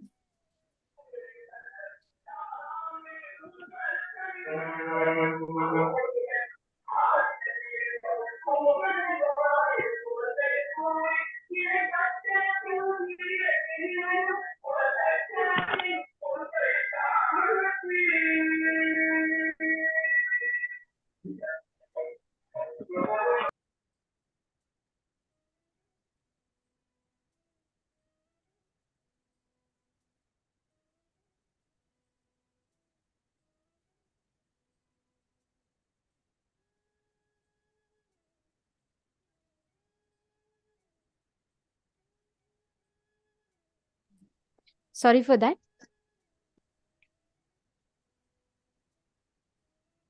Yes, sorry for that. I think most of you lost my audio. I was speaking all this well. I apologize for that. Ma Yujinkin had commented saying the tapas that Swamiji is doing for humanity is great. Please understand, Ma, just to keep up the commitment for one disciple, Swamiji is taking this whole attack on himself. I mean, I'm a personal testimonial to this, but every one of us, each of us know the dedication, the tyaga, the commitment, unwavering commitment of Swamiji to the humanity. And so many of you are asking, what can we do about this? We're all sitting, each of you are sitting in different places. One of you had posted from Argentina and you had said how Hindus in Argentina are also being persecuted. Please understand, it is Swamiji standing as a single, loud, clear voice for Hinduism saying, come what may, I will stand. That is the reason. Literally, Swamiji is standing as a shield. That is why all of us today, if me, you, all of us sitting in different parts of the world are able to talk about Hinduism, and we are able to freely practice these sciences. Today we learned about Navakhanda Yoga Samadhi. We are all able to practice all this. You know why? Because single-handedly as a shield, Swamiji is standing in front and taking all the attacks on himself. What can we do if we decide just one, each one of us, when we each of us decide to take one small action, we can be a cause for a huge change. From your side, you taking one step, you saying, yes, I want to bring a change. That's enough. It starts from you. You start, your family gets inspired. From your family, your community gets inspired. From your community, your society gets inspired. From your society, your city gets inspired. From your city, your state gets inspired. From your state, your country gets inspired. From your country, the whole world will get inspired. Your action can cause a huge change in front of you. And how can you do that today? So many of you are asking, Ma, Lita, Ma, Eugene Kin, so many of you had posted. It starts with one simple action from your side.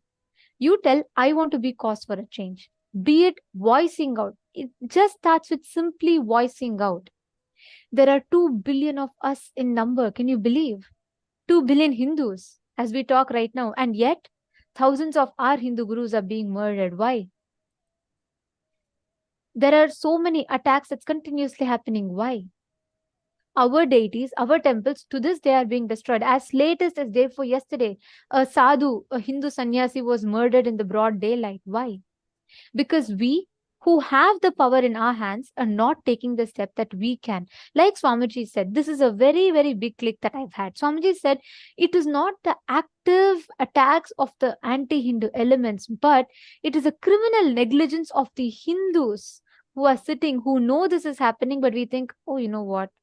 In my country, I think it's fine. I mean, I go to a temple, I say it's all right. I don't think it's going to be attacked in any near future. It starts with that. If we decide, we can cause that change. Every single one of you that are watching, take a moment. Go to this link that's projected for all of you. Take one step from your side to sign a petition to bring a change. If you decide, if we gather one by one, we are 2 billion in number. And understand we are a 2 billion strong army. If we just stand one by one and decide, you don't need to, in this age, you don't need to fight with swords and guns. No, you just need to stand up for your dharma by saying, yes, I will not tolerate persecution against Hinduism. That's all. One voice from yours is going to add 2 billion strong. Understand? It is one, put together. Understand, it's so many drops put together becomes the mighty ocean. All of us, we all put together, 2 billion in number. We need to have unity. We need to have oneness.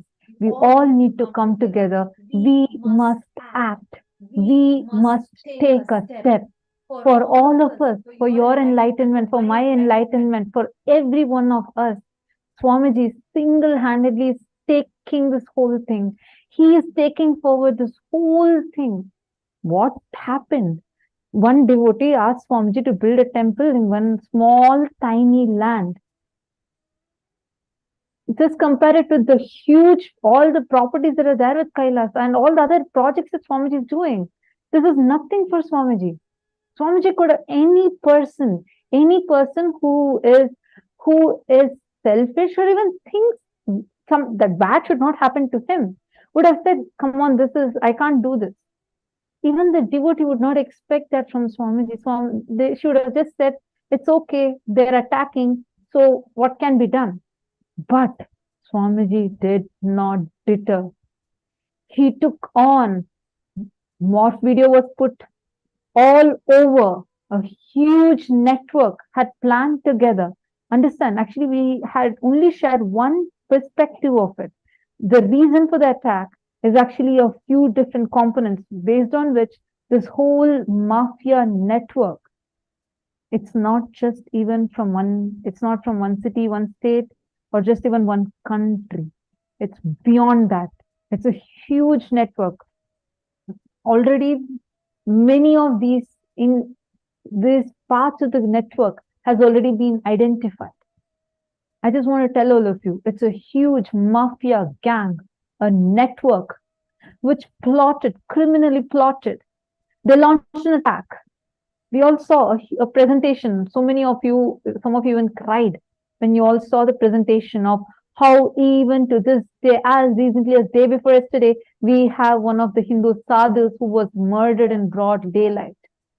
They tried not one, not two, but 100 such assassination attempts on Swamiji.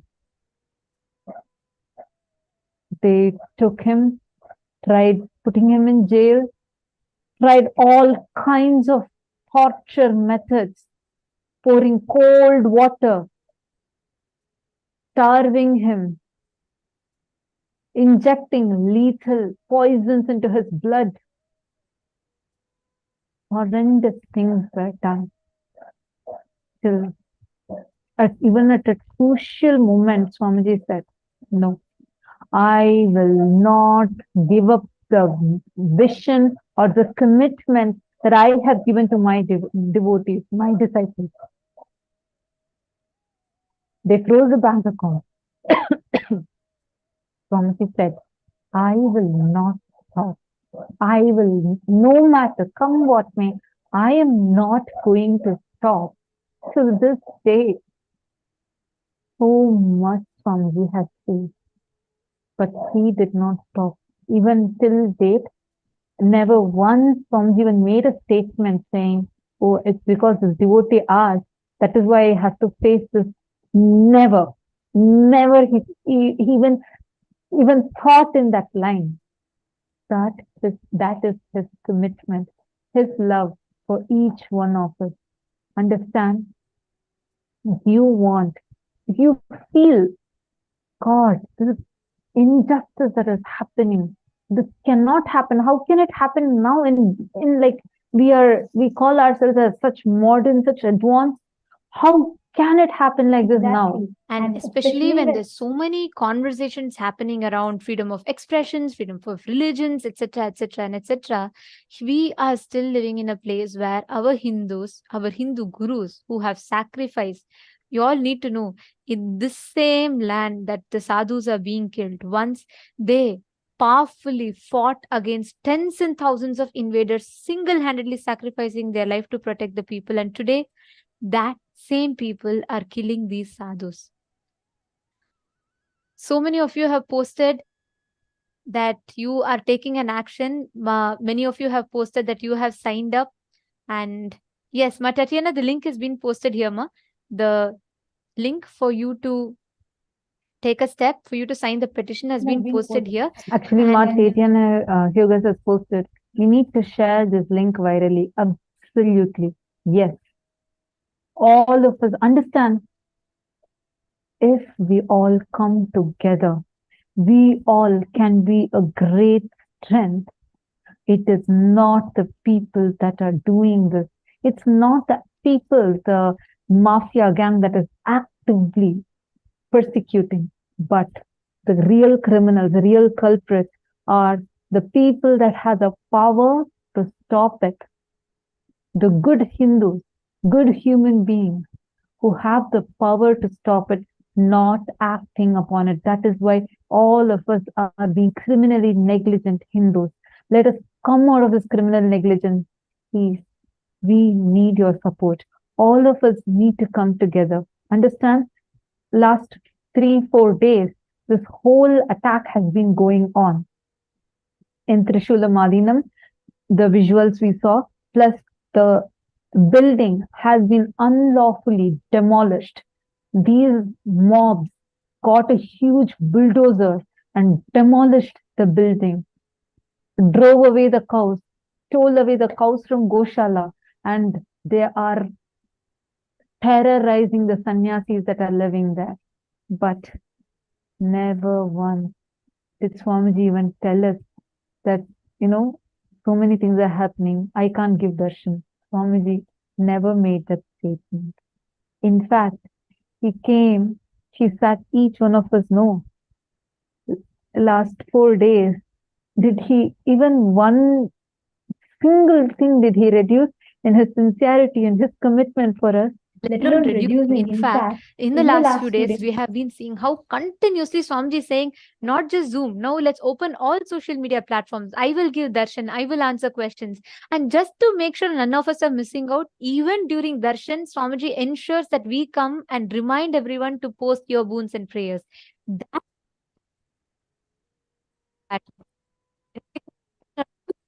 mean, to describe what is this unwavering commitment to humanity. Every one of us, today we're all in the so-called, free world, and we're all celebrating freedom with social media talking. But why is not a single social media channel telling you about this? Why is not a single social media platform letting you talk about this? Go post it. You can see the responses. Why is not a single media channel talking about these attacks that are happening? The picture of gurus, like we showed you, just the last 97 years. I'm not telling yesterday, today, day before yesterday. 97 years. Just last 97 years of available records. We can see year after year, any year, in any type of society, whenever Hindu gurus have stood up, they have been attacked. In this same Bharata Varsha, in this same Akhanda Bharata, our Naga Sadhus, our gurus fought. They shed their blood, they shed their lives to protect the temples, to protect the people. Today, those same people whom they stood up and sacrificed their lives for are attacking their community back. Is this what we are going to give back to our gurus, who are the backbone of Hinduism? When our education systems were destroyed, we were able to revive them back. You know why? There were gurus running gurukuls. When our temples were destroyed, we were able to revive them back. You know why? There were enlightened masters and gurus who were available to do the prana pratishtha again. When our kingdoms were destroyed, we were able to revive them back. You know why? There were great Rajagurus who guided the king rightly, guided them to come build the whole administration, the whole kingdom back in full strength. There are so many references for this. But that is why, very, very cunningly, they attacked our Guru Sampradaya, a blow which hundreds of years later also we are not able to stand back, because we Hindus have lost touch with our roots. There's a very popular quote by Malcolm where he says, a man who knows no history is like a tree without roots. And that's literally what it is. When we all are we're all going to temples, you could do anything that you want. You can even celebrate Diwali and be proud that you're a Hindu. No, but that's not it. Our roots, continuously the carpet under your leg is being pulled. And today it's somewhere else, tomorrow it's you. And it is time that we stand up for the change. Ma Sadashivaya, you're asking, if I sign this petition, will I be able to bring the change? There are 2 billion people around the world exactly in this moment, like you, me. If each of us think, by me alone putting one post, what difference is it going to make? Instead, if we start thinking, let me start the change, if I can start, this 1 and 1 is going to add to make up the 2 billion. So if you, me, and all of us here start the change, and if we take responsibility to reach out to the rest, we can bring an amazing change to everyone, to the whole world, and we can make people aware of this. It's not that commoners, actually you all should know one thing. Go to most of the videos which target and abuse Swamiji, go and read the comments. Do you all know, every single video, you will find comments saying, there is one person who's standing up for Hinduism, he's being attacked. Common public like you, me, Hindus around the world. I'm not just talking about devotees. There are tons of people around the world who know Swamiji's sacrifice, dedication. By now, people are all waking up and realizing. But it is just that they do not know what they can do to bring a difference. If we, as Hindus who experience Swamiji, who have Avatar as a guru, if you and me can take a step, we will bring a phenomenal change in the humanity. It starts with you and me, Ma. So if you think you can add up to that 2 billion, then I'm sure you will understand you can make that change. Understand the very reason, even if a reluctance or like even some questions coming in us itself, we need to understand. Unfortunately, this is what is the result of the persecution that we all have faced. I just want to tell one thing. All the sacrifices our ancestors have done, whether it was Chhatrapati Shivaji Maharaj or Ahilya Bai Holkar or every great person who has sacrificed for us, or the Naga sadhus who bravely fought, every single person who has sacrificed for this very Sanatana Hindu Dharma to be alive, understand their sacrifices should not go waste. And it will not go waste because Swamiji is taking on everything that is coming and sacrificing the utmost possible things, and till he never deterred even once away from his commitment that he has given to all of us. And intensely, he is working hard, striving hard, day and night, just to make this nation for Hindus. Let us all take the step. Let us save our Hindu temples. Let us stop the unlawful encroachment and destruction of the Kailasa Trishulam. Take a few minutes, and we request every one of you to take a few minutes, share this petition. Let us protect our Hindu heritage. Let us protect the Tyaga of our Guru, living avatar. Let us not be in blind ignorance. Let us not be in criminal negligence, and let us not let what happened to all the other gurus happen to our Guru. He is continuously taking the attacks. Let us stand up. We can make a change. And we are seeing continuously a lot of sign-ups are coming. We request everyone. We would like to conclude this by requesting every single one of you, take a few minutes, share this with your friends, family members. Ask every one of them, whether they are born Hindus or practicing Hindus. Ask every one of them to take a few minutes to sign this form. And I know we have gone 32 minutes beyond the time of the program. We wish to complete with all the participants. For that, we had committed to conclude by 11 p.m. It's 11:32. We wish to complete with all the participants for that. But I think this is something very, very important that we are aware of. As it is happening, we need to know.